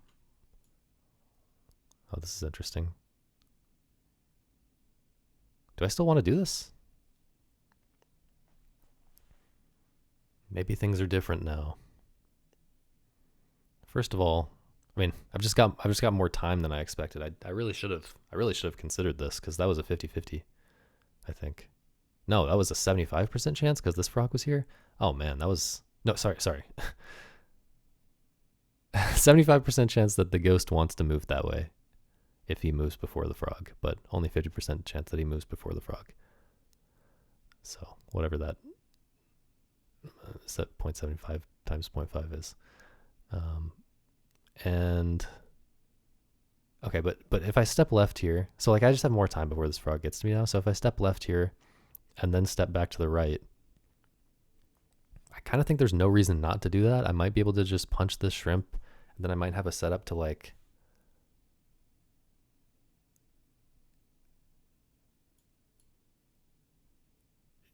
from range shoot a. Wait, no, this ghost will be on me here. Shoot a ghost and a frog through the middle. I guess it's not that great, but like if it has a mirror kill, that's amazing. And obviously I'm hoping for a Dorado. I don't know. I think there's no reason not to step left and then back to the right.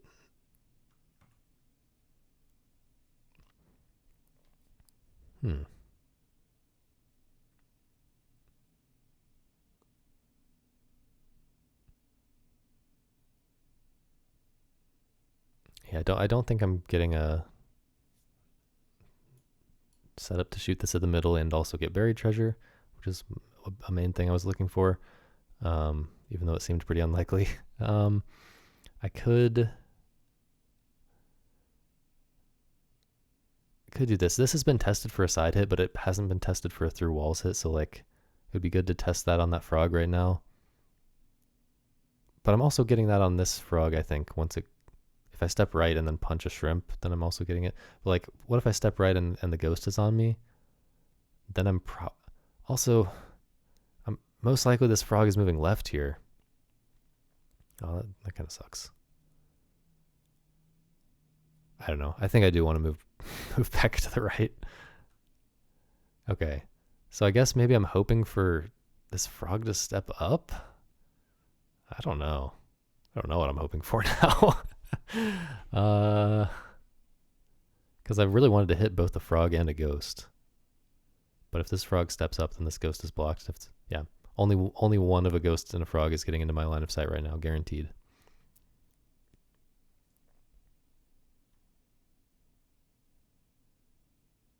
I think.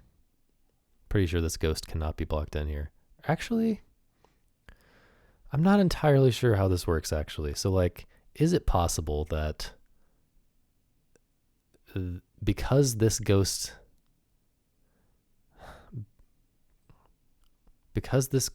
is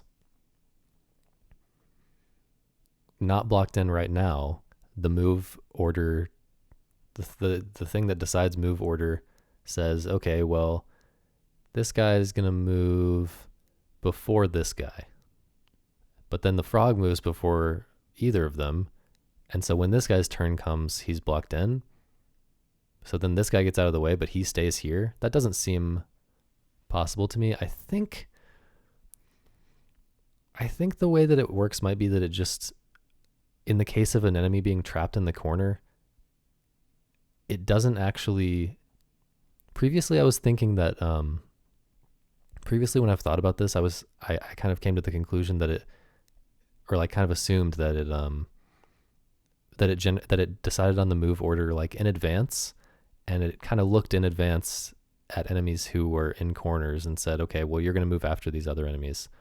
But I think what might actually happen is it just gives them another chance. If an enemy hasn't moved, if it picks a random order. It picks a random order and the enemies move in that order if they can. But the ones that can't move, they kind of get another chance to move at the end after all the other enemies move. That kind of seems more likely to me.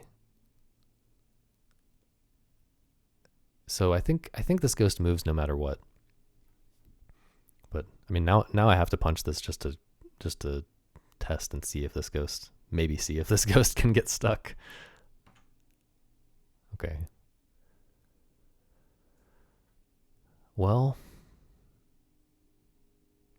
one thing I can do here is step left and get my cape going. Then if I step right, then maybe I step right and this frog follows me. Oh, well, first of all, this ghost can space out. Oh, this is great, I think. I think there's pretty... Oh, no, I think... So, the way that the cape works, I think, is that... I think all the other enemies do their move first. Why do I not know this? I like kind of know this, but I haven't ever explained it, and so I'm kind of doubting myself now. But I'm pretty sure the way it works.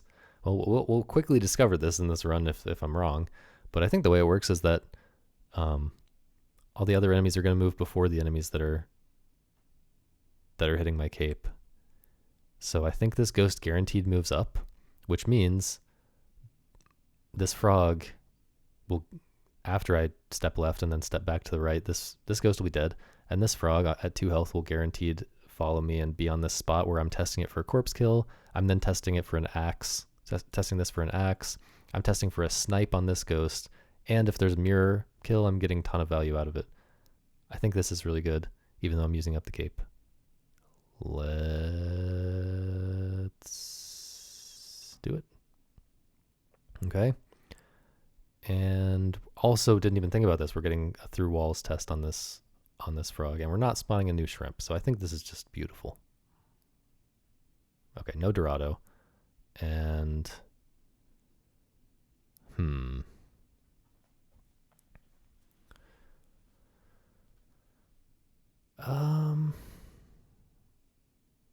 we didn't do any damage to that other frog.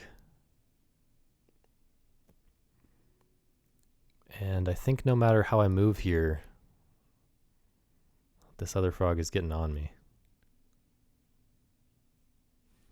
Like if I go 1, 2, 3, this frog is probably on me. I guess I could...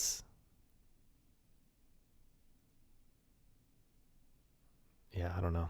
I think if I go 1, 2, 3 up this way, this frog is definitely on me. And oh, this is a lot more awkward than I anticipated. Maybe I should just go ahead and do this now. Which is really a shame. I was thinking that this would maybe be fine for me to get my buried treasure and pillared treasure test, or at least my buried treasure test on this wand. But it's not looking great. I guess one thing I could do is step down twice and then shoot this left through this frog. And then just punch.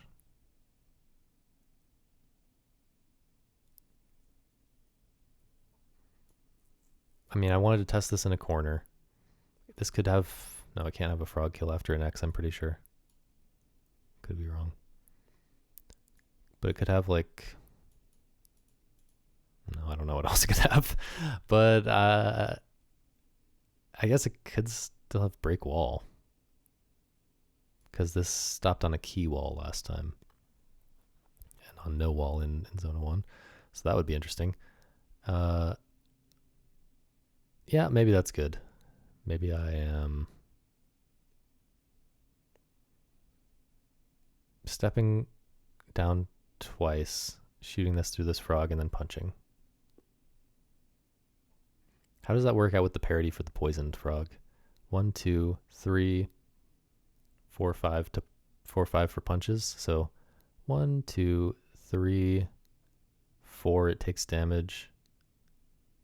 5. It's on bad parity.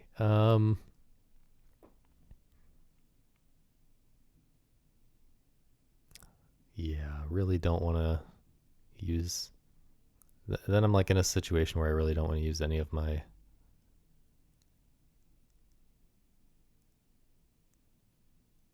I guess one thing I could do is like this. If I do this,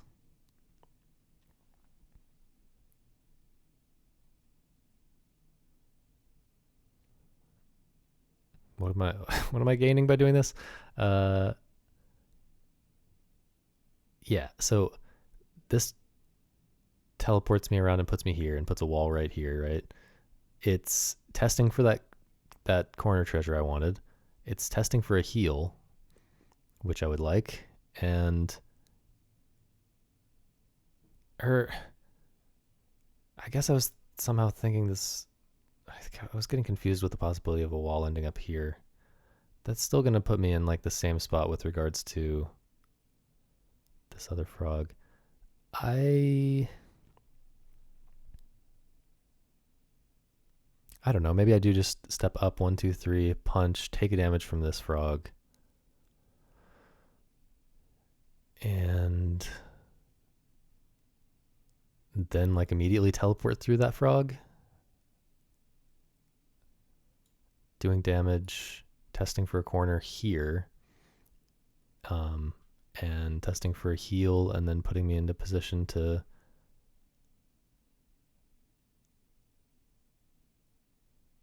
shoot this up through the middle, and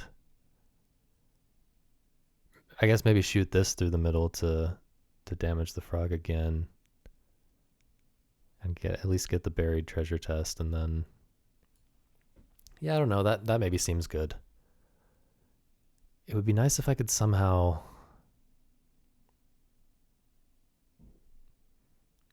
Well, I guess another thing I could do is I could 1, 2, 3, 4, and maybe I guess the possibilities then are like this frog followed me to here, from here to here, and I punch him, and that would be great. Or this frog followed me here, and this one moved back here. But in either case, I can. Oh wait, I was thinking about it the wrong way. Oh yeah, I can't teleport through this. I would have to step down. I can't teleport through down here and get to the bottom. I would have to step down and shoot it through this frog and then end up here, which is maybe still good.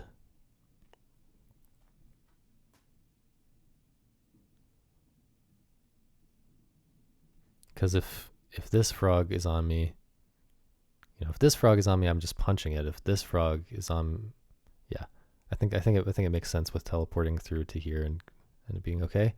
But I'm then no longer getting the corner treasure test here on this wand.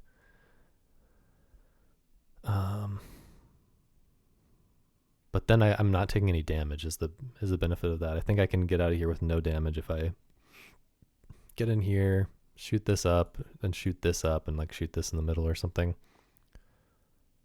So that's pretty comfy.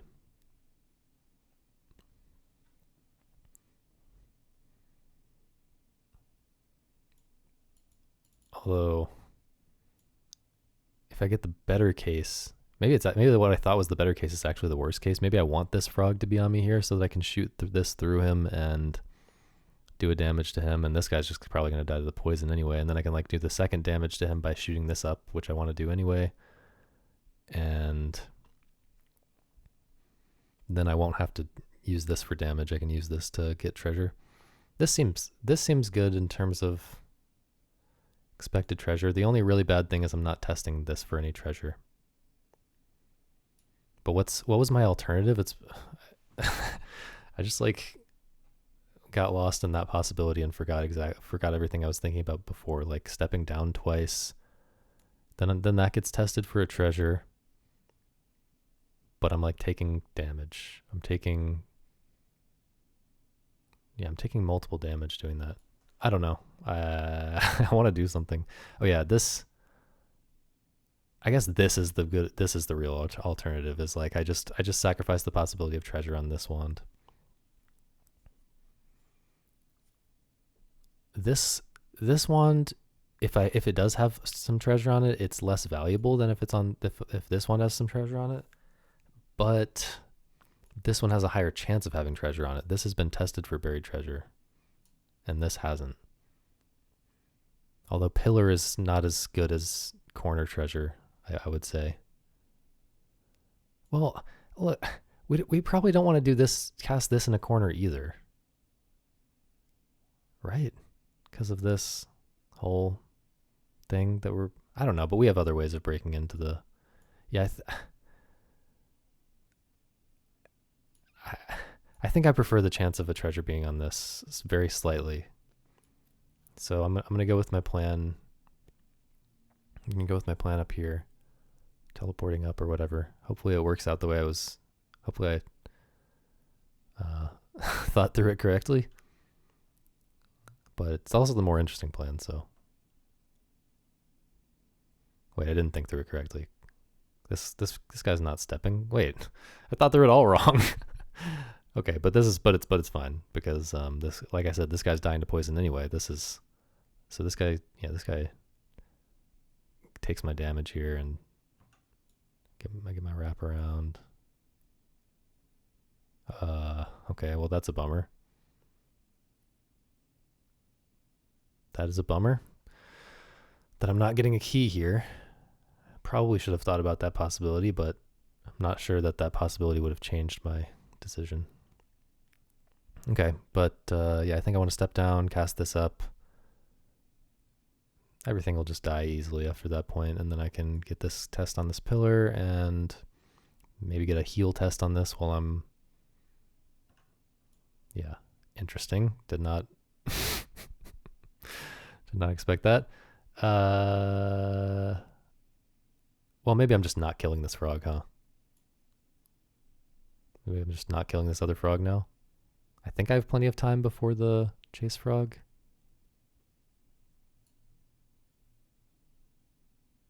Okay.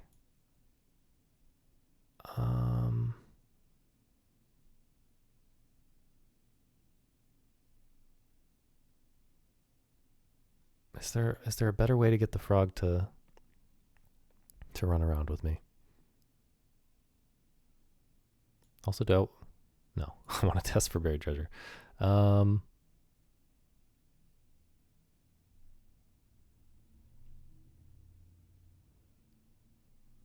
Wait, I guess I am taking a damage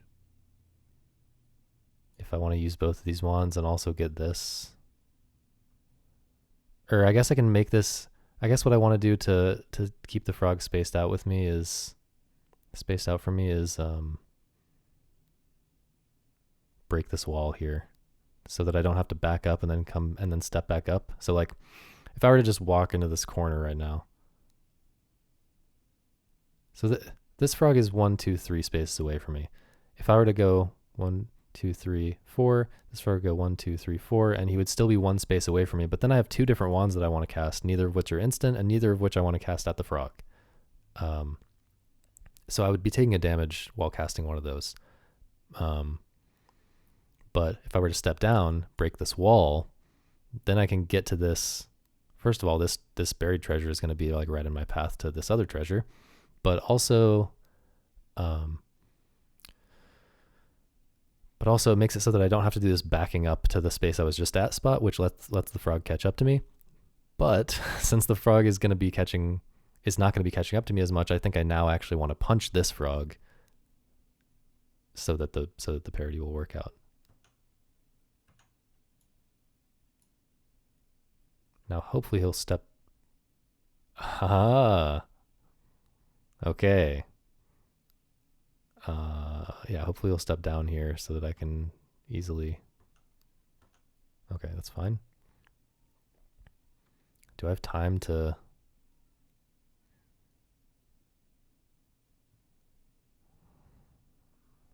I don't know, I might as well. Well, I don't know. I guess it feels like I have time if I step up, shoot this to the right, and then I step right and the frog is there, I'm pretty sure I have time to go all the way around and make it. So I'll at least try for that. Wow, that's so much less time than I thought I had. I guess I did a lot of back and forth here or something. Okay, well, I'm out of here. No, I'm not out of here. I'm getting this. I'm getting this for quote unquote free. I'm taking a damage, but I'm getting a damage back by getting that. Okay. Okay. Yeah, I'm feeling pretty good about this. Okay, unfortunate that we again want to use this and not get our pillar treasure. I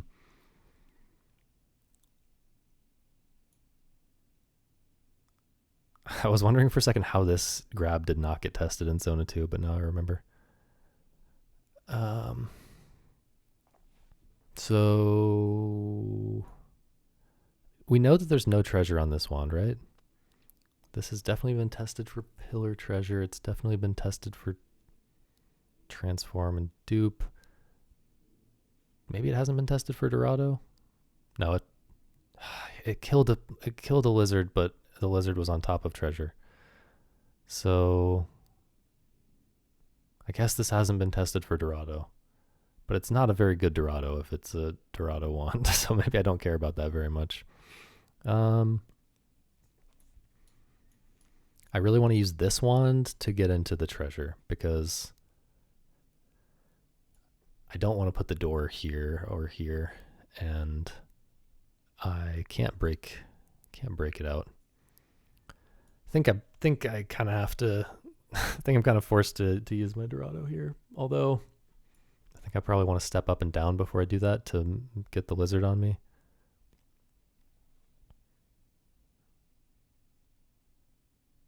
Well, maybe not. Maybe I want to do this and then shoot this up. I don't know. Maybe I want to try to snipe this frog here. What could this still have on it treasure related? This has been shot at an enemy now. You know, we tested it for Dorado, we tested it for dupe and transform, but really not much else, I guess. Wand refresh in the first Zona.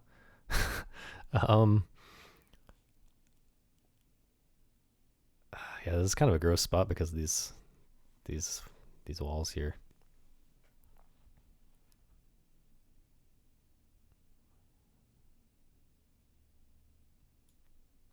This has been shot at a lizard, so there's not really much benefit to like trying to hit this one as he's coming through this way. I mean, I guess this can snipe a lizard if he ends up at the ceiling somehow after I break this wall, but that doesn't seem very likely. I guess it's not very likely.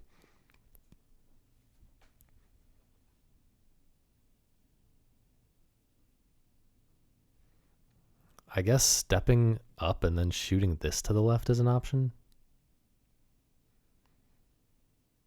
I'm getting rid of my pillar. You know, I'm making it so I no longer have a pillar by making this wall here, but it's putting the door in an okay spot.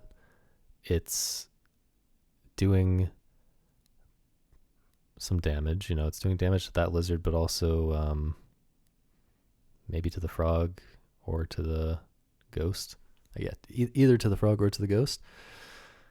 If it does it to the ghost, then I can just snipe this frog immediately, which would be nice.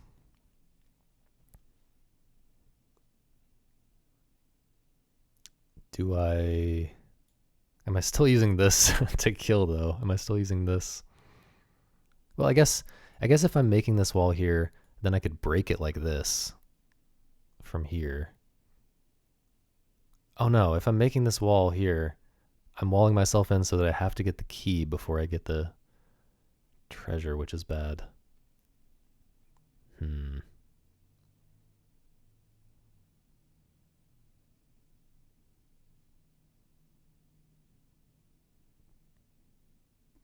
Yeah, I think I kind of have to do this.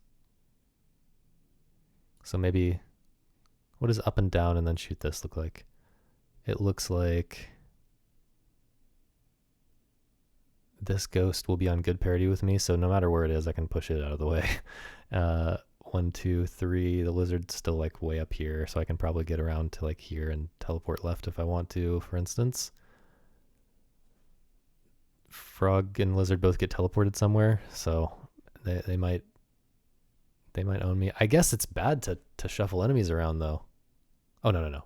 I was thinking it's bad to shuffle enemies around because they might end up here and then I can't teleport into it. I can't teleport into here because there's an enemy blocking me. But since I know that I have this grab as well, it's actually great because then I could like damage that enemy while grabbing the treasure if there's an enemy in there. Okay, I think this is fine. I guess it does shuffle the key as well, which maybe puts it in a bad spot, but I don't know. Wow, I did not consider the possibility that this frog would end back up here and not get hit by my shuffle. But I guess it doesn't really matter. I guess it would have been better if it didn't get hit by my shuffle, maybe. I don't know. Yeah, I think I want to do this. For some reason, now I'm tempted to do that, which doesn't even make sense. Okay, that's a good spot for that lizard to go. Fine spot for the key to go. Okay, now I might just go ahead and snipe this frog. Okay, this is pretty solved now. I think that was definitely the right call, even though we're missing out on our pillar treasure. We're getting a key, and we're still getting this. And maybe I should be thinking that maybe I should be wanting to test this on a pillar. Wait, this has also been tested for buried treasure, so it's really just corner treasure and pillar treasure for this, I think.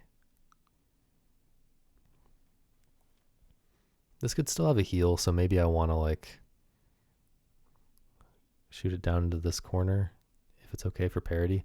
So what does it look like if I just punch this frog? I step up. Now I can shoot this down as well for another heal test. Yeah, if I step up, punch this frog twice, and then punch this lizard, then 2 spaces behind the lizard. Well, so 1, 2, 3, 4. 1, 2, 3, 4. So this frog is, sorry, this other frog is then, this other frog is then 2 spaces away from me, right? So I can shoot this down into this corner and then punch the shrimp and the frog will be on me right here. But I think I'd prefer the frog to be on me coming from this side. So I think I want to move left when that frog is here. No, here. To give, yeah, the frog has a pretty good chance then of moving left and trying to come at me this way. I want to give the frog a chance to get on me right here so that I can teleport through him and damage him. And in any case, I will do that. I will teleport to over here, and then I guess I'll probably just end up blowing up that frog. I guess I don't have this shot down into the... Oh, here's an idea. I do actually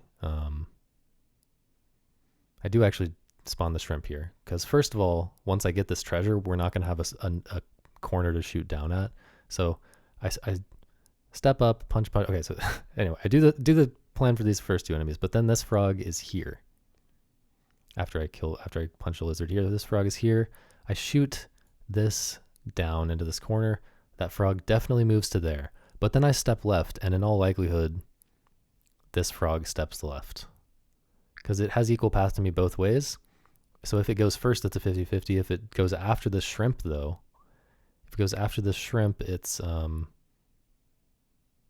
going left because the shrimp is going to block its right path. So then I'll punch the shrimp, and this frog will be on me here, and then it'll be just 50-50 of whether it gets into the spot where I really want it to be. And that seems fine. I'm not really going to think too hard about how I'm going to kill everything after that, but I've got this wand to stall with. It's probably fine. So we're punching. Oh my.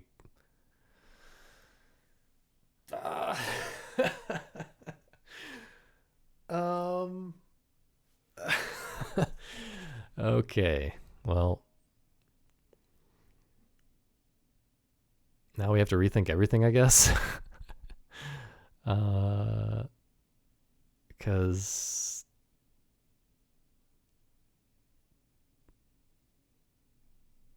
what happens if I punch twice now? So obviously I failed to anticipate the movement. So I've been doing a pretty bad job about anticipating movement. So I should really try to work on that. But yeah. So the lizard has another path to me this way. So it doesn't care whether it moves left or down here, since this frog is blocking that path. Well, now if I punch twice, the lizard's like here maybe. Here definitely, actually. No, I could move right on the second one. Well, if it does move right, then maybe it's blocking this frog to go around a longer way. Huh. This is all very different than I was thinking.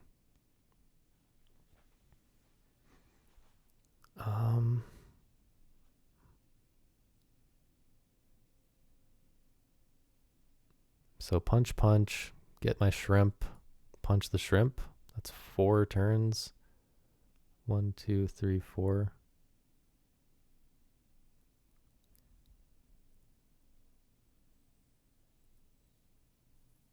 And then 5 to punch the lizard. So 1, 2, 3, 4, 5. Should I go down to 1 health here?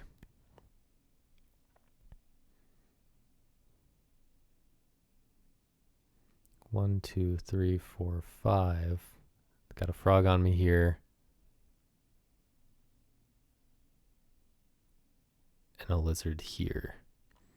So if I step left twice and then down, the lizard is also on me and I'm surrounded.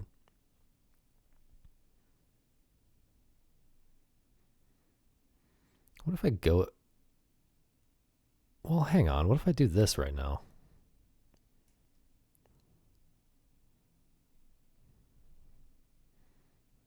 It's like kind of taking care of that frog. It's putting the door in a good spot. It's testing for Dorado, which is great. And it's maybe making it so that I can hit this frog. Oh, this is just way better, I think. I don't know. I'm committing. Nice. Okay. I mean, not nice that it was that instead of Dorado, but I guess nice that it was that instead of nothing. I think I want to go ahead and get this shrimp on me. So like, well, no, if I step left and this lizard is there first, then I want to go ahead and get this shrimp before these walls go away. So yeah, I think I want to do this, and hopefully this frog will come here and not this lizard. And then if it does, the shrimp will want to follow me here. So maybe it'll block the frog from going the bad way and the frog will go the good way, but we'll see. Okay. Garbage. Well, but what I can do here is, I won't explain it. I'll just do it.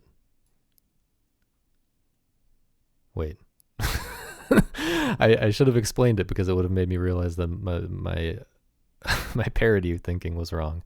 But I think I was probably taking a damage here no matter what. I don't know. Yeah, this kind of sucks though, because this is like what I could do now is I could do this. Oh no, that's that. Then I'm still on bad parity and taking damage from a frog. So yeah, I might as well try for this. Okay. And oh wait, now I'm on bad parity again though. Man, I didn't. Oh no, no, I'm on good parity. I don't know. I don't know what I'm thinking. Okay. Okay, pretty happy with how that went in the end, I guess. Even though it kind of went off the rails at the end, it's fine. Uh, yeah. Okay. Um, is there even anything left to test on these things? I guess still on this one there is. For treasure stuff, there is still the possibility of pillar treasure. I guess I was thinking I was testing for buried treasure here. I was just testing for corner treasure there and heal. And this, did I shoot this down? I did. Pretty sure I shot that down. Yeah. So no heal there. Okay, this is a nice way to shoot this. So we got our first enemy encounter with an abilitied enemy. Really seems like I should just shoot this immediately. I'm getting so much value out of that. Definitely want to use this to get this. I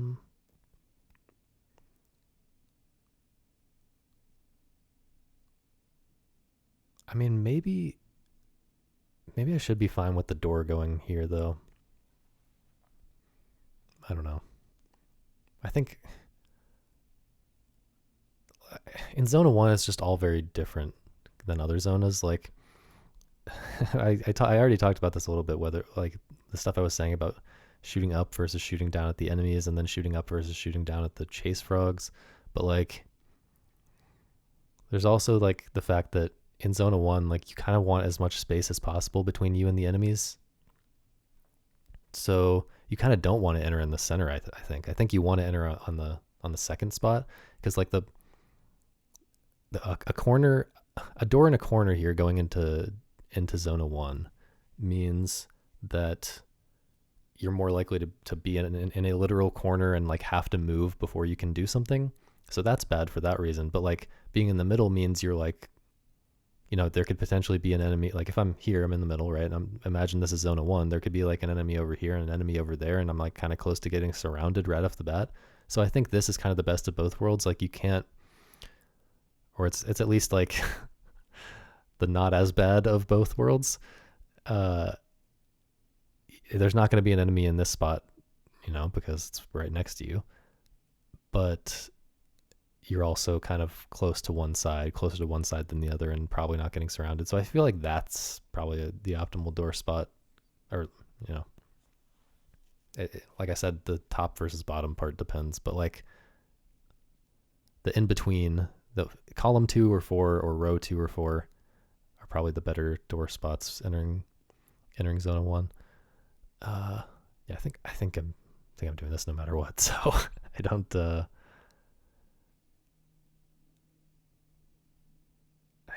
I guess maybe I could like step left and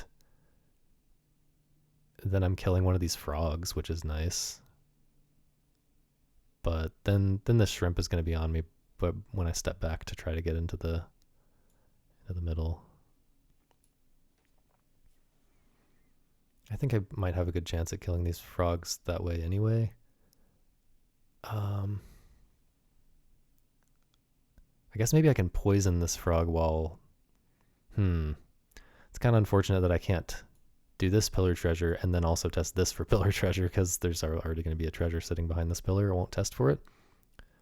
So I'm actually not really seeing what I'm going to do for these other frogs, like, and the chicken.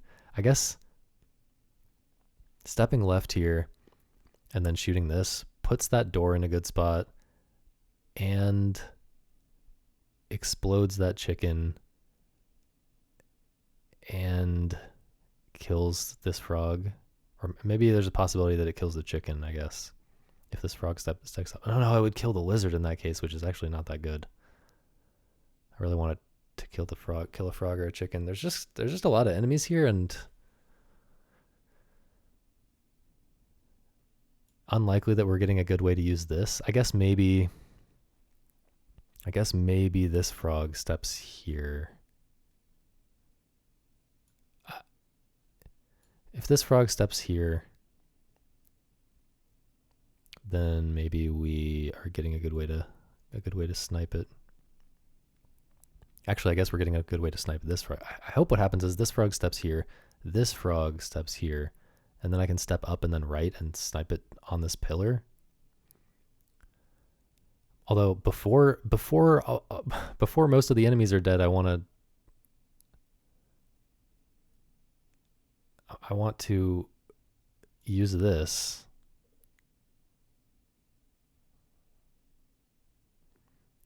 I don't know, the safe thing kind of feels like stepping left. No, because that shrimp is a problem. I don't know. I think I want to do this and see what happens. Getting a little impatient though. If I'm noticing myself getting impatient, I should try to manage that. What happens if this frog steps right here after I cast this? I don't really know what I'm doing then. I guess I'm stepping left and shooting at like this frog and lizard maybe with this. That's kind of lame. I don't want to use my kill second on the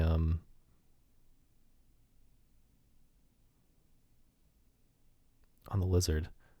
If this chicken moves right, then it's like going all the way around this way and is never going to get hit by the kill second, probably. I guess there's a chance of like...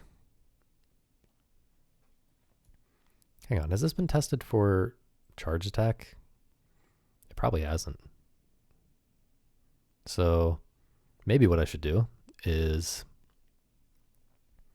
use this, step right, no, don't step right. Wait, I don't want to grab that key yet.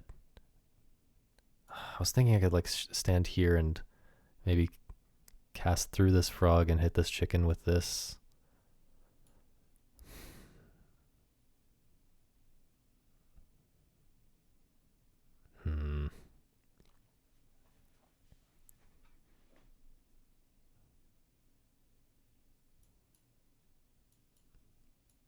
I don't know. I kind of feel like this is just what I should do. Let's think through the alternative. Well, I guess last Jogo or one of the previous Jogos, I spent a lot of time thinking about the alternative to my main plan, and then I ended up not thinking through my main plan enough to realize that it was actually fine. So maybe let's think through the main plan a little bit more. But I think in this case it's different because, yeah, I think this is a more typical case where the main plan is like something that feels good but hard to predict because there are so many different ways that the enemies can move around. So I think we do need to think through the alternative a little bit more. Like, it just seems likely that I'm going to have to end up wasting this treasure or something. Or I guess more likely is wasting this.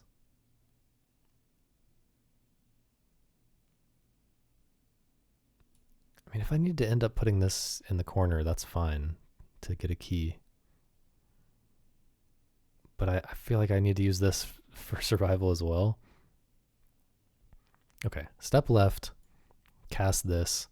I feel like it probably hits a lizard. No, I think it's 50-50 whether it hits a frog or a lizard.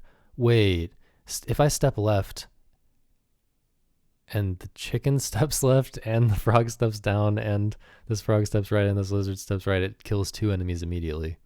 That doesn't seem very likely though. That would require the chicken moving before this lizard and this frog moving before this lizard, or like, I don't know, it's a 50-50 for this guy as well, I think.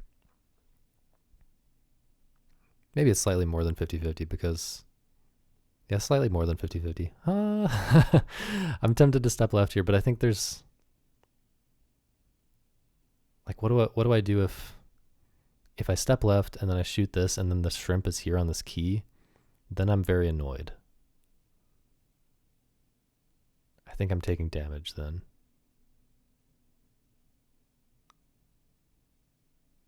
And like, can I afford to take damage? I mean, I can always. I was thinking I could always get out, but I can't really teleport to my door very easily.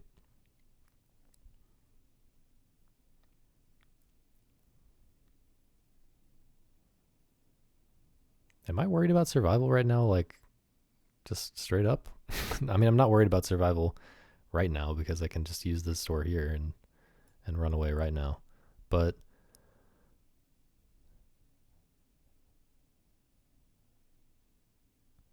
I guess let me just think, is there a worst case where I am no longer able to like get out at all?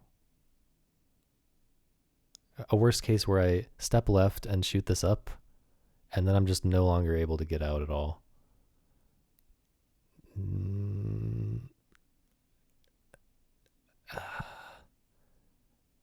The problem is this makes a wall. So the door is up there now. Like, what am I doing to get to it then? I don't know. If that feels kind of risky to me. Whereas this feels more like it's gonna work out somehow. Are we doing the obvious thing? I don't know. I feel like my thinking on it is not. I feel like I could think about it more, but I don't feel like I'm getting much value out of thinking about it. It feels like it's like a kind of overwhelming amount of possibilities both ways. So I'm just gonna do something.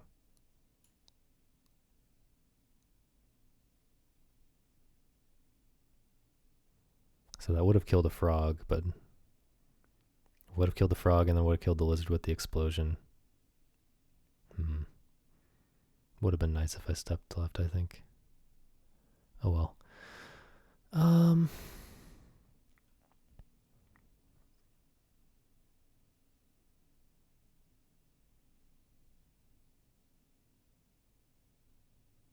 So if I shoot this up right now, and then, well, if I step up and then right, then I can snipe a frog while it's up against a pillar, which could give me a treasure. By the way, I can go and get this gem and get an artifact right now, which is worth considering. But a lot of the possibilities aren't necessarily that helpful. I mean, the trash can would just take time. So, okay, hang on. If I step up and then right, is there a way to make that work? Guaranteed. After I do that, upright shot. 1, 2, 3. There's a chicken here, and a frog on me, maybe here. Could also be a lizard on me here, but it seems a little less likely. But possible. Do I want to use the snipe on a frog? Maybe I want to do this. No.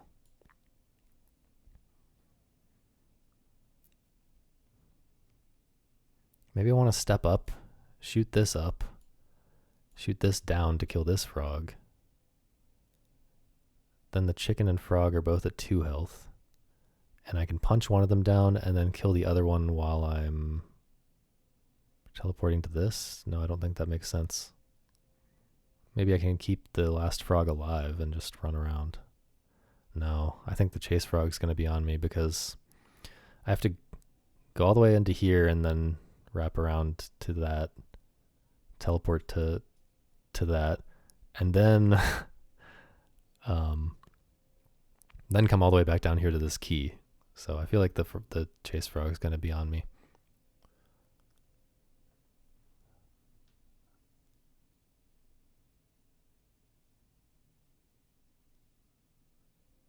I'm kind of thinking about breaking this wall here. One interesting thing about this is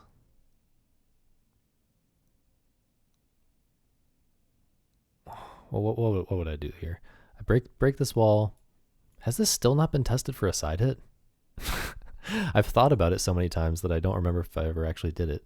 But this seems pretty, well, this could still have a lot of things related to enemies because I haven't been shooting it at enemies since I discovered that.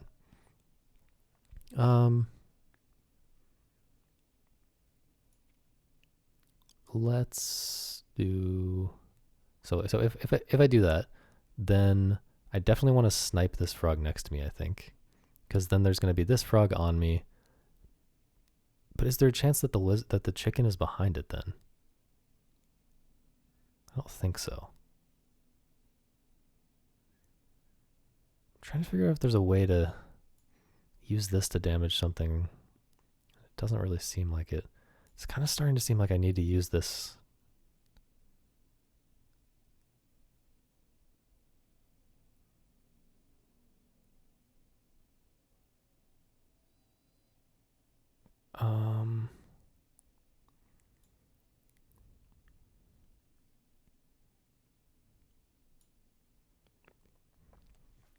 So what are the artifact possibilities again?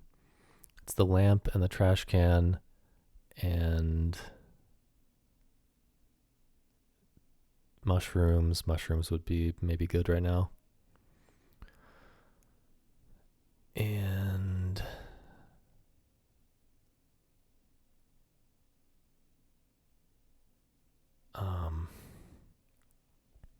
something else that I also couldn't remember last time. I think the last possibility must be something bad that I never take. What are the bad? Oh wait, no. Sixth wand. Sixth wand is the last possibility. Did I actually fail to remember that last time? I can't remember. Well, sixth wand is not necessarily something we want to be thinking about using in this Jogo right now, but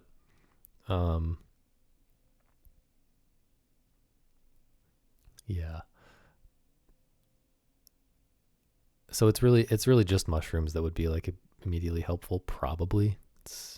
I guess we can make a way. We can figure out if there's time to use it. Then if there's time to use the artifact and then use a wand, then we can make the lamp help, or we can make trash can help.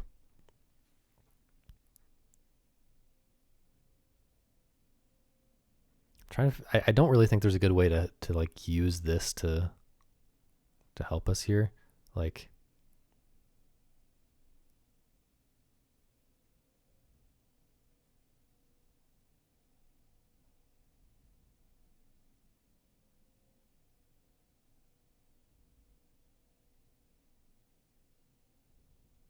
what if I just step up here and see what happens?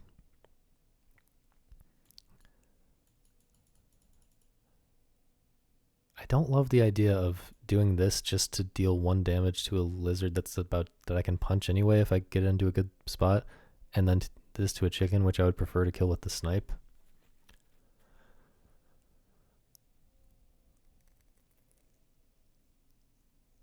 I just don't really see how I'm getting over here without using this.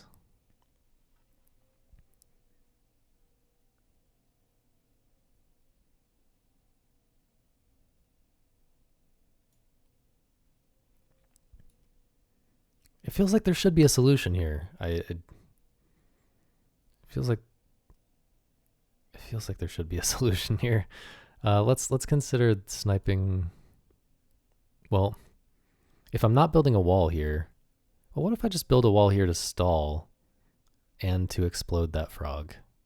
So it does 1 damage to that frog, and it makes it so that the enemies aren't all going to be on me right now. Then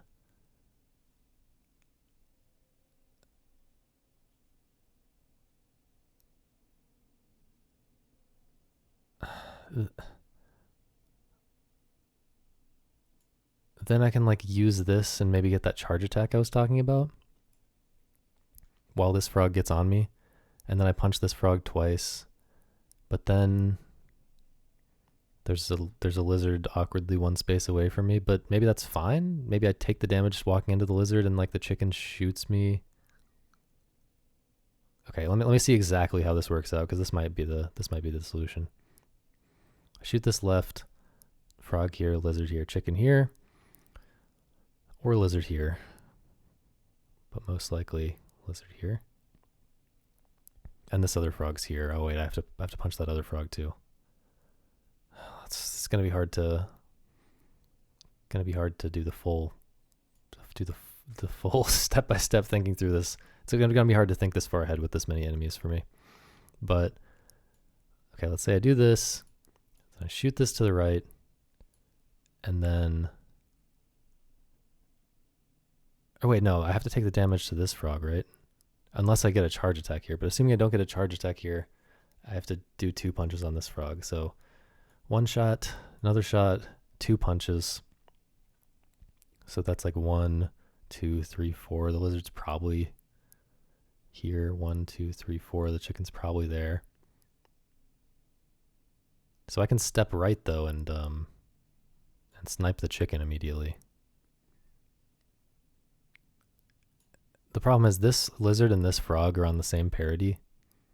So, oh, if I step right, I get this key. I keep forgetting about that.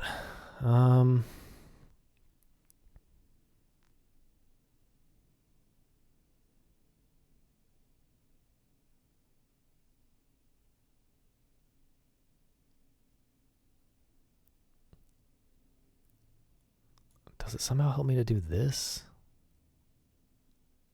I mean, if it has a side hit, then it does.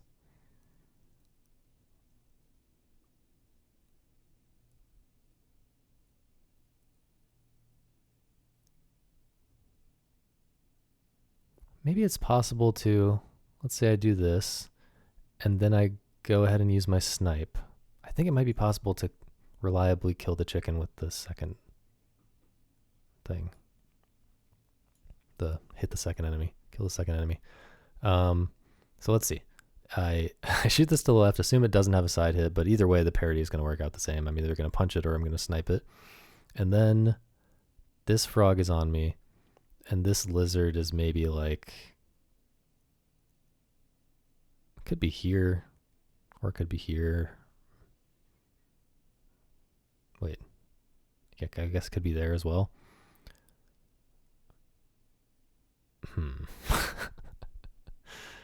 This chicken is going to be here.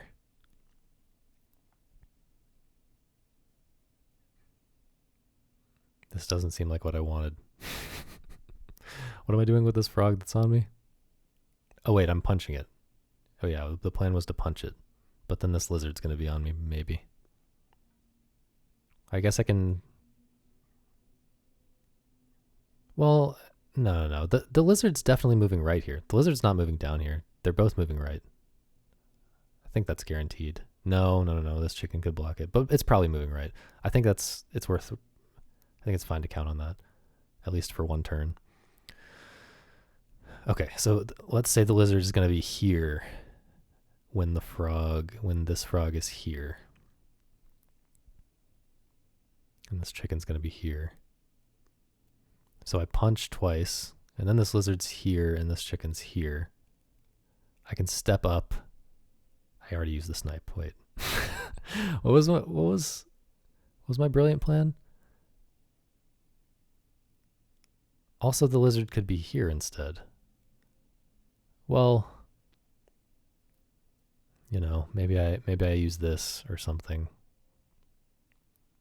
This kind of feels like the highest likelihood. Like, this feels like a pretty high likelihood of working out somehow. Although, I don't know. It kind of seems like I'm going to end up... I guess it leaves me with very few wands at the end, because I'm using this right away. Like, this is potentially very useful for stalling. Then again, this is spawning a treasure right next to me that could save the day. I'm not sure if this is the right move, but I think this is what I'm going to do. This could also have the side hit, which I think is a pretty high chance. it could have been tested in Zona 1 for side hit, but I don't remember, and I don't think it was. Actually, I know I was here and there was a ghost here, but maybe there was a shrimp right there. I don't remember. But I like the idea of a treasure being here that could save the day. So I'm going to go with this. I guess the problem is I need to still be thinking, can I get out after I do this? If I do this and it's bad result, what am I doing to get out? I guess I'm shooting this also to the left, and then I'm stepping right and shooting this to the right and getting out. So that seems fine. Okay. Oh no. I didn't think about this running my snipe. Okay, that's potentially very bad. I got the best result for this treasure. That could have saved me, but now I can't snipe this guy. Also, the lizard did move here. Wait. Was that a higher chance than I thought? It seemed like the lizard would want to move this way, but I guess just like because it's a little higher chance than I thought, I guess. As long as the lizard moved after that frog and after that chicken, it had a chance of moving that way, but it's still a pretty low probability. So yeah, very unhappy with this. Very unhappy with this. Might be leaving.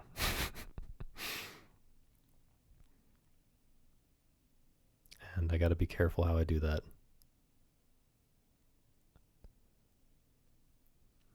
Oh, that is such a bummer.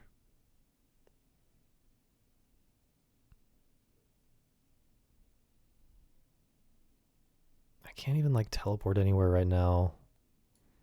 I guess I can step right twice.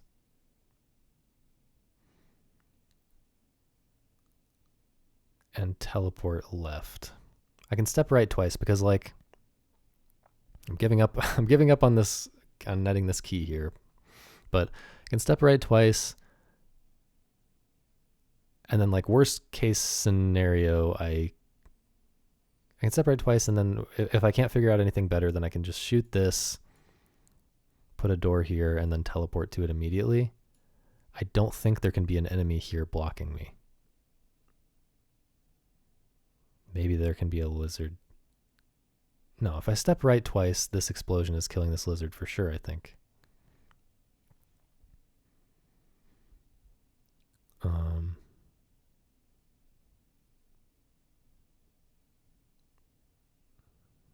Right? This frog is definitely moving here. This chicken is... No, I mean, this lizard could move right. But if it moves right and then starts trying to go back this way, then it's too far to... Yeah, I think this is the right thing to do. Now I'm double checking everything because I just messed up this plan here. Okay, this is fine. So you have to... No matter which way the lizard goes, if it goes one of these ways, it's getting exploded. Assuming I step right again, which I might somehow come up with a different idea, but it doesn't really look like it. Yeah, I step right. It's either going one of these two spots and getting exploded, or it's for some reason coming back up this way, which I actually don't think it can do that, but if it for some reason does, then it'll be too far away and I'll be able to get out. There's no way for me to get stuck with this plan.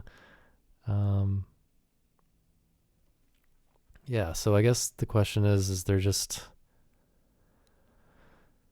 anything I could do?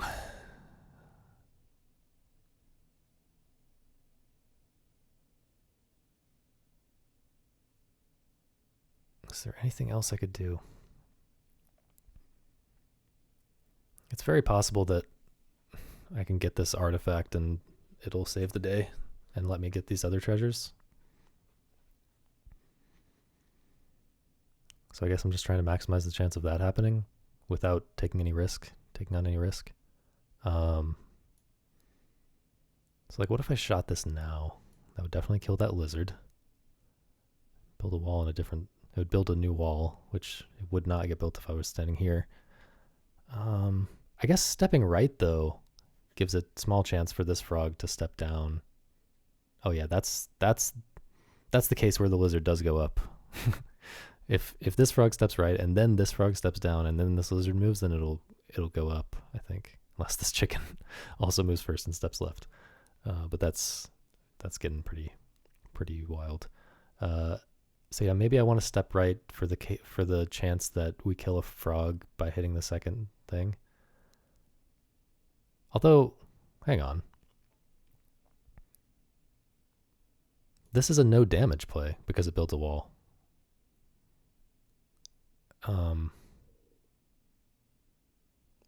So I can't teleport directly to the door anymore after I do this, but it's building a wall.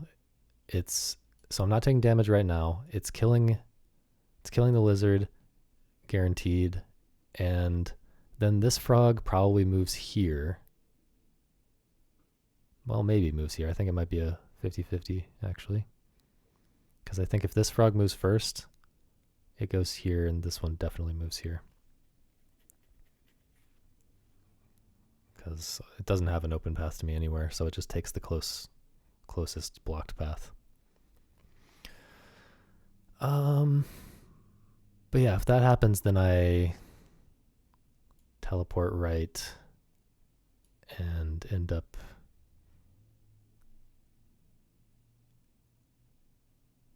So if this frog goes here and this frog goes here, there's a wall here.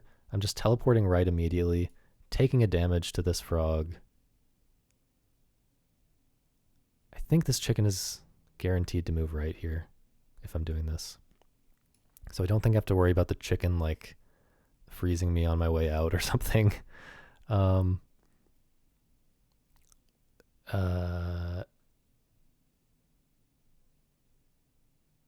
So what am I saying? Okay, so so this frog is here, this frog is here. I teleport to the right. I wrap around. I am right here. There's a frog on me. It punches me down to 1 health, but I have an artifact that I can maybe do something with. Probably not, actually. Wait, what is the 1 health artifact possibly going to do for me? I guess it's a trash can and I can refresh my cape while standing on 2 enemies, but then that feels very risky. I guess what I'm hoping for here is I build this wall here, this frog moves first, this lizard's dead, this frog moves first, so it has to step this way, and then this frog comes here and gets sniped. And then I can like teleport out of here over to here, and although is that bad somehow? Am I leaving myself with a chance of like making it so that I can't get out? Like, okay, let's see how that works out. Frog here, chicken here. I snipe. Frog definitely moves back here, right? Yeah, frog definitely moves back here. Chicken here. I'm still at 2 health.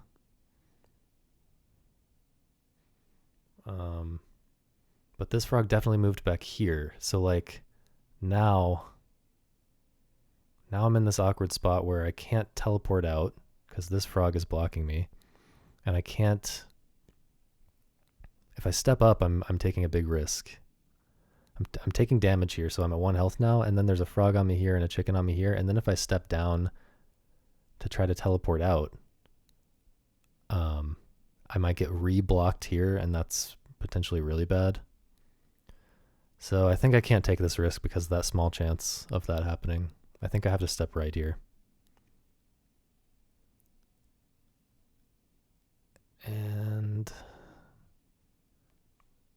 that is sad, but sometimes you have to just get out alive. I'm pretty surprised that we weren't able to deal with this zone of 5. Maybe I made the wrong decision at the beginning and should have gone for this shot first. Kind of feels like maybe I should have. Never shoot the earthquake. Never use your earthquake at the beginning. No, I'm just kidding. Not a real rule.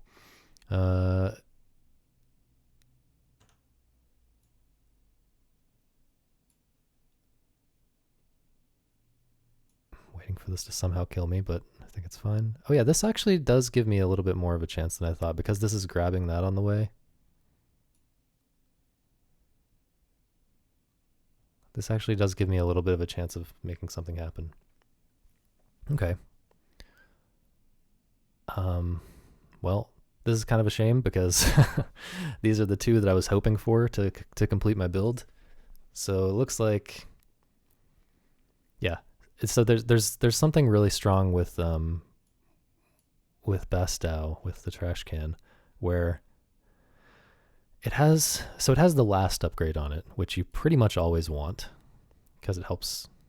There are a million reasons why you want it, but there's also a gem upgrade which recharges a second artifact, and that can be very good. If so, often.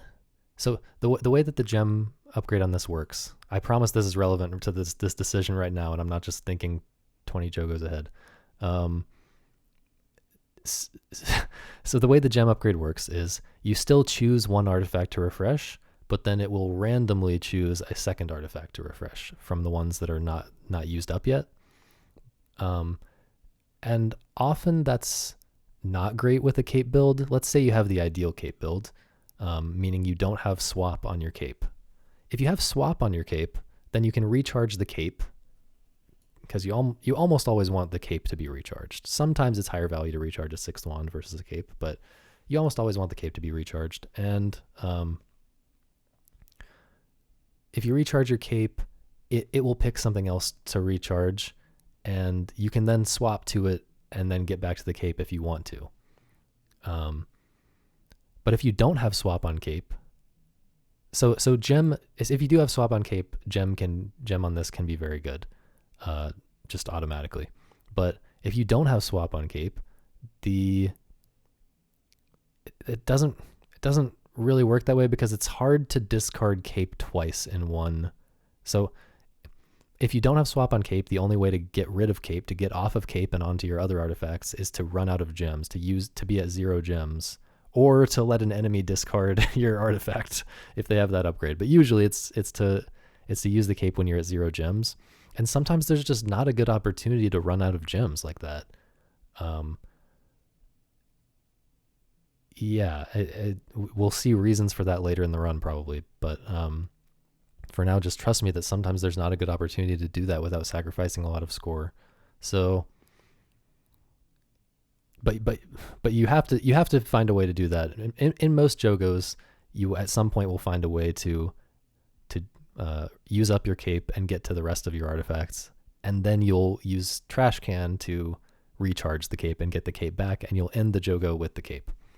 But if you want to take advantage of the gem on the trash can, when you have a cape without swap, which is ideally you will have a cape without swap, then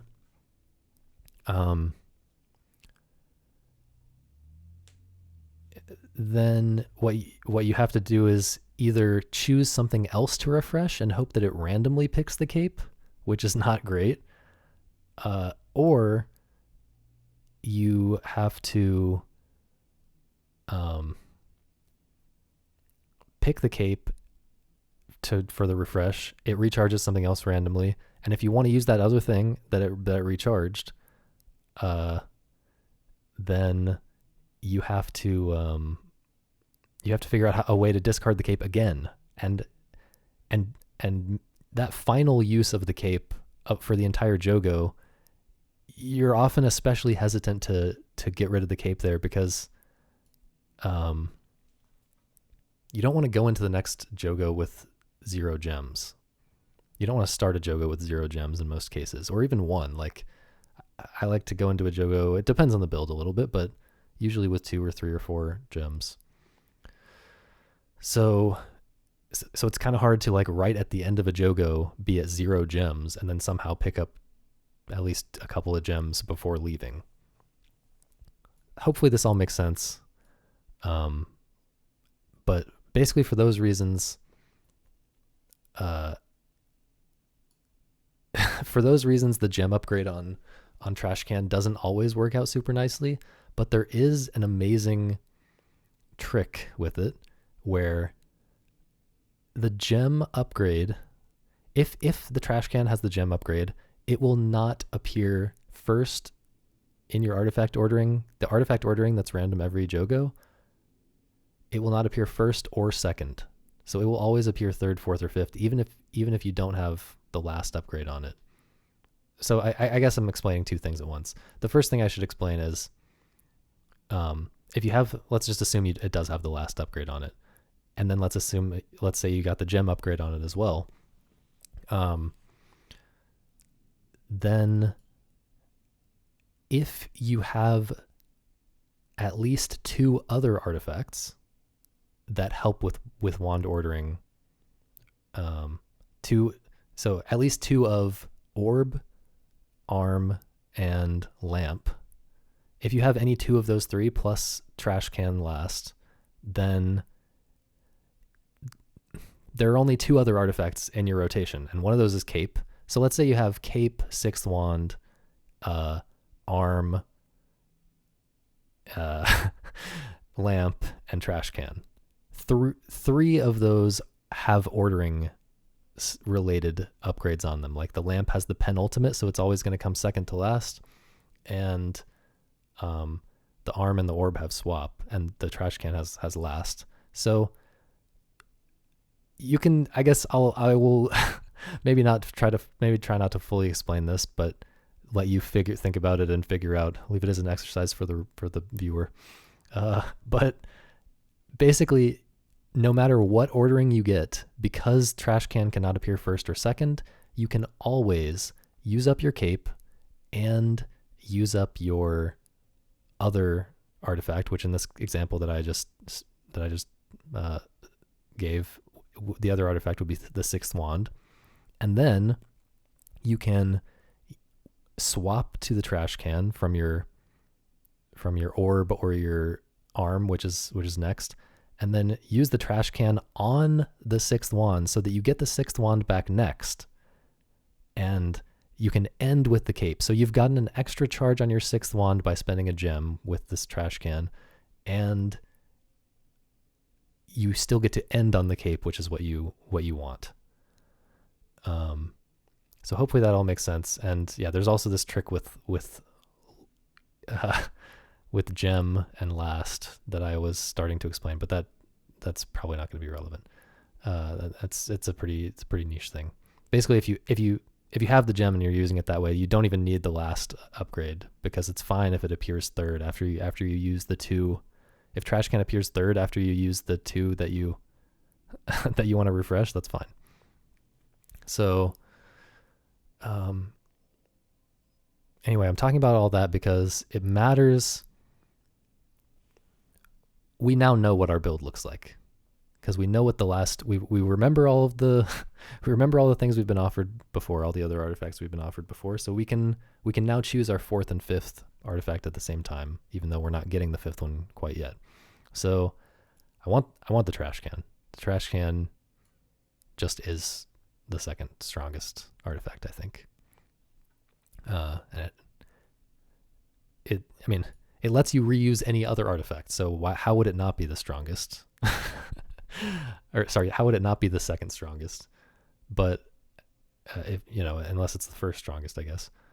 Which maybe there's a weird case to be made for that, but you need the Cape.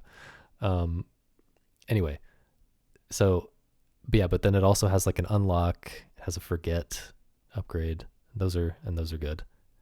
And Yeah, the gem upgrade. Well, I guess we'll talk about it when we get to it more. But some builds you don't want to get the gem upgrade, but often you do want to get it, I think. Yeah, shame we're not getting this, and it's a shame we're not going to. This is maybe not, unless we get swap on cape. But this is probably not going to be a good gem run because, well, we'll see. Spending a gem is not always a good thing, but yeah, we want this, and I mean, we shouldn't make this decision right now based on based on how this room looks right now, because this one room is tiny in comparison to the full run ahead of us. If this is even slightly better than this in the long run, then we want to take it, even if this is slightly better for this room. But I think this is maybe also going to be better for this room. Let's just look and see. I think we're going to step up, use the trash can, snipe the chicken. So that's, I can't point. 1, 2, 3. Yeah, and then we use the trash can to get our cape back, and we can cape those 2 frogs, I think. And that might also let us move the door to a slightly better spot. And then we can wait for the chase frog to get on parity with it, to make sure our parity is good with it, and then run around and get these last 2 items, assuming the chicken doesn't drop a treasure, or doesn't drop a potion, which would just solve that. But yeah, I think this is okay. We'll double check this when I don't have to hold the mouse cursor on the screen like this. By the way, this may not be obvious that you can do this. Some people may not know that you can do this. It's kind of awkward, but you can keep looking. You can look at this room while you're making this decision, which is, in the late game especially, often very helpful. I guess I need to think about other stuff that could be on this wand, because this is potentially scary. Okay, let's do it. Could also just recharge this and grab the gem and then get out.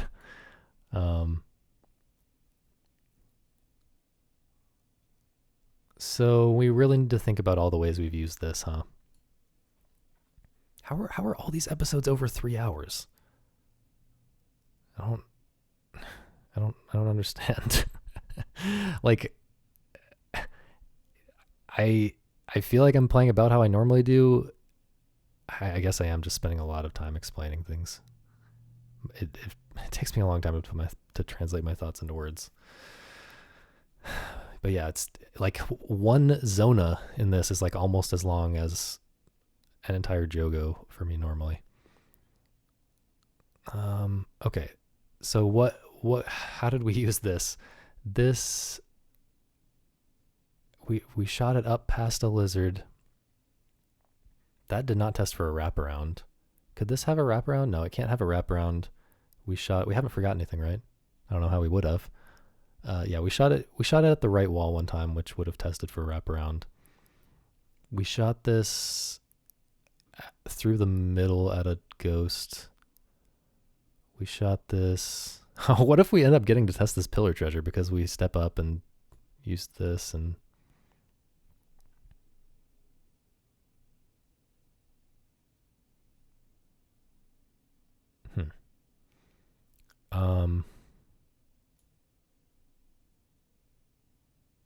Anyway, what are the things that could screw me? Through walls. Could this go through walls? No, it can't go through walls. I really think it's just those, right?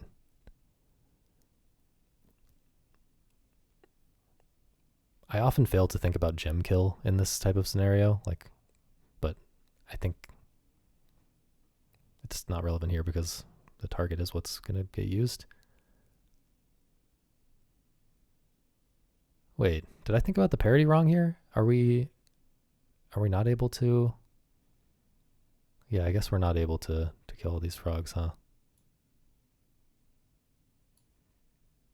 Step up. I did say I needed to double check it. Step up, use the trash can, and then I guess what I want to do is kill this chicken and this frog So let me confirm that my original plan does not work before I start talking about a new plan. My original plan was step up, use the trash can, and then snipe. So that's 1, 2, 3. 1, 2, 3. So that frog is then off parity with me, and I have no wands. So both frogs are off parity with me, and I have no wands. 1, 2, 3. Yeah. So I think what I want to do instead is step up, use the trash can, step right. So then I should be in a spot to punch. By the way, you don't want to use the trash can right now in this scenario, because then you are locked into using this wand from here. You're frozen. Yeah, so then I think I'm in a spot to like punch. So let's see, 1 trash can, step, 1, 2, 3, and then a punch. So that's 4 turns. So 1, 2, 3, but it can't be there because maybe this is bad because this frog could be there instead of this frog. I guess if I step up and then use the trash can, I will then know which frog is where, and I can decide from there. Do I have a can I guaranteed get out if I step up, use trash can, and then snipe the chicken? 1, 2, 3. No. I guess I can't. Like if this frog moves here and then I snipe the chicken and it moves here, I'm just dead. Oh man. What if I poison this chicken and spawn a shrimp? Am I actually dead here if I do that? Maybe what I want to do is get a grab instead of the cape to get that gem, and then give myself a chance. I don't think that's going to work. Is there something bad that happens if I... Well...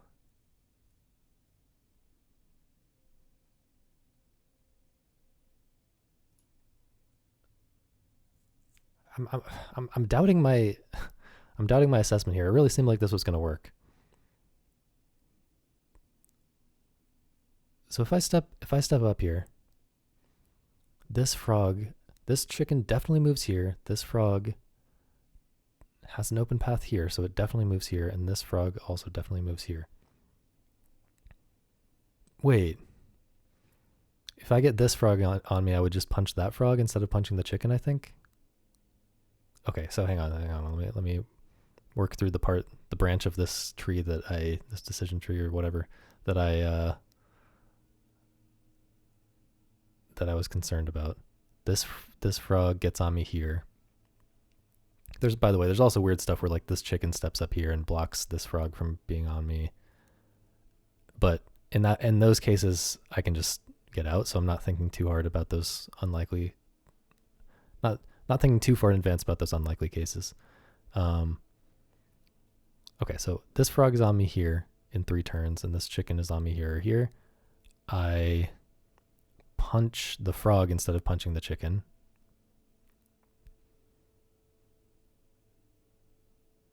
And then I snipe the chicken.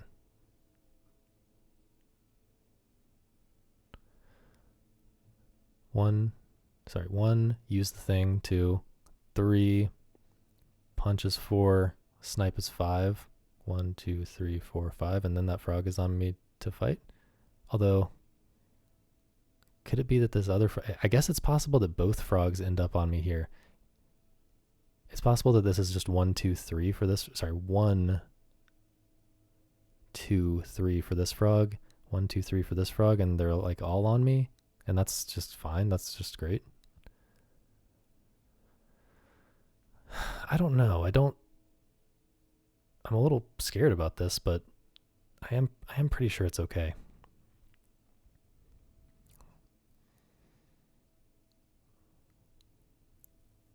What was the thing I was worried about? This frog goes down here, and then wait. 1, 2, 3.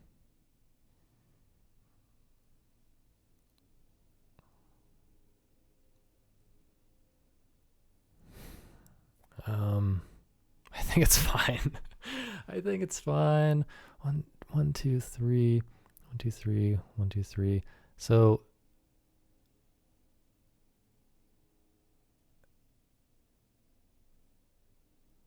I think it's fine. I'm doing it.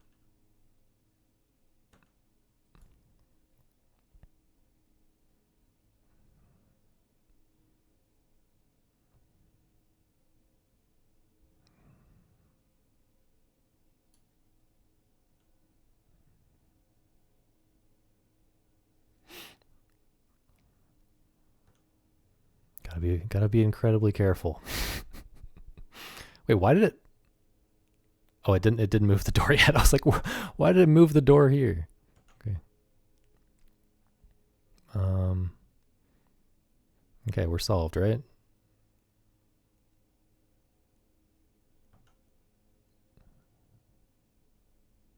Okay, I think I might as well. I think I might as well get this potion first, just in case I'm missing something about this.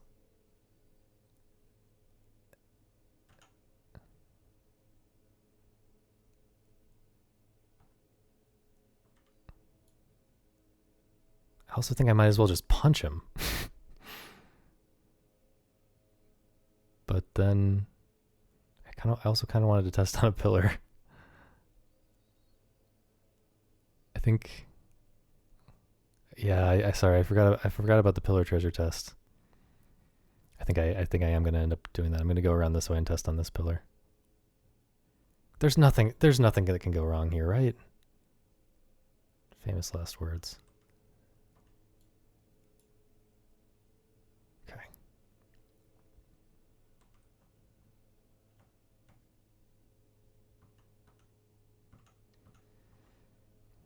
Yet another more than feature length episode. Unlucky that we didn't discover that double damage, although yeah, I guess it would have been a great backup plan if we had known this. I would have definitely stepped left here and used this wand like I was thinking maybe I should have, and then if the enemies didn't line up nicely, I would have just used this and solved the room. So that would have been great to know. But no way of doing that, I guess. These were garbage. Okay. Well, I don't know. This Jogo felt like it started pretty nicely and then somehow turned disappointing. Not sure if I made a mistake somewhere. I think I did call out a mistake I made somewhere, but not sure if I made like a big mistake somewhere that I should be mad at myself about. Kind of just felt like it turned sour all on its own. Okay. See you next time.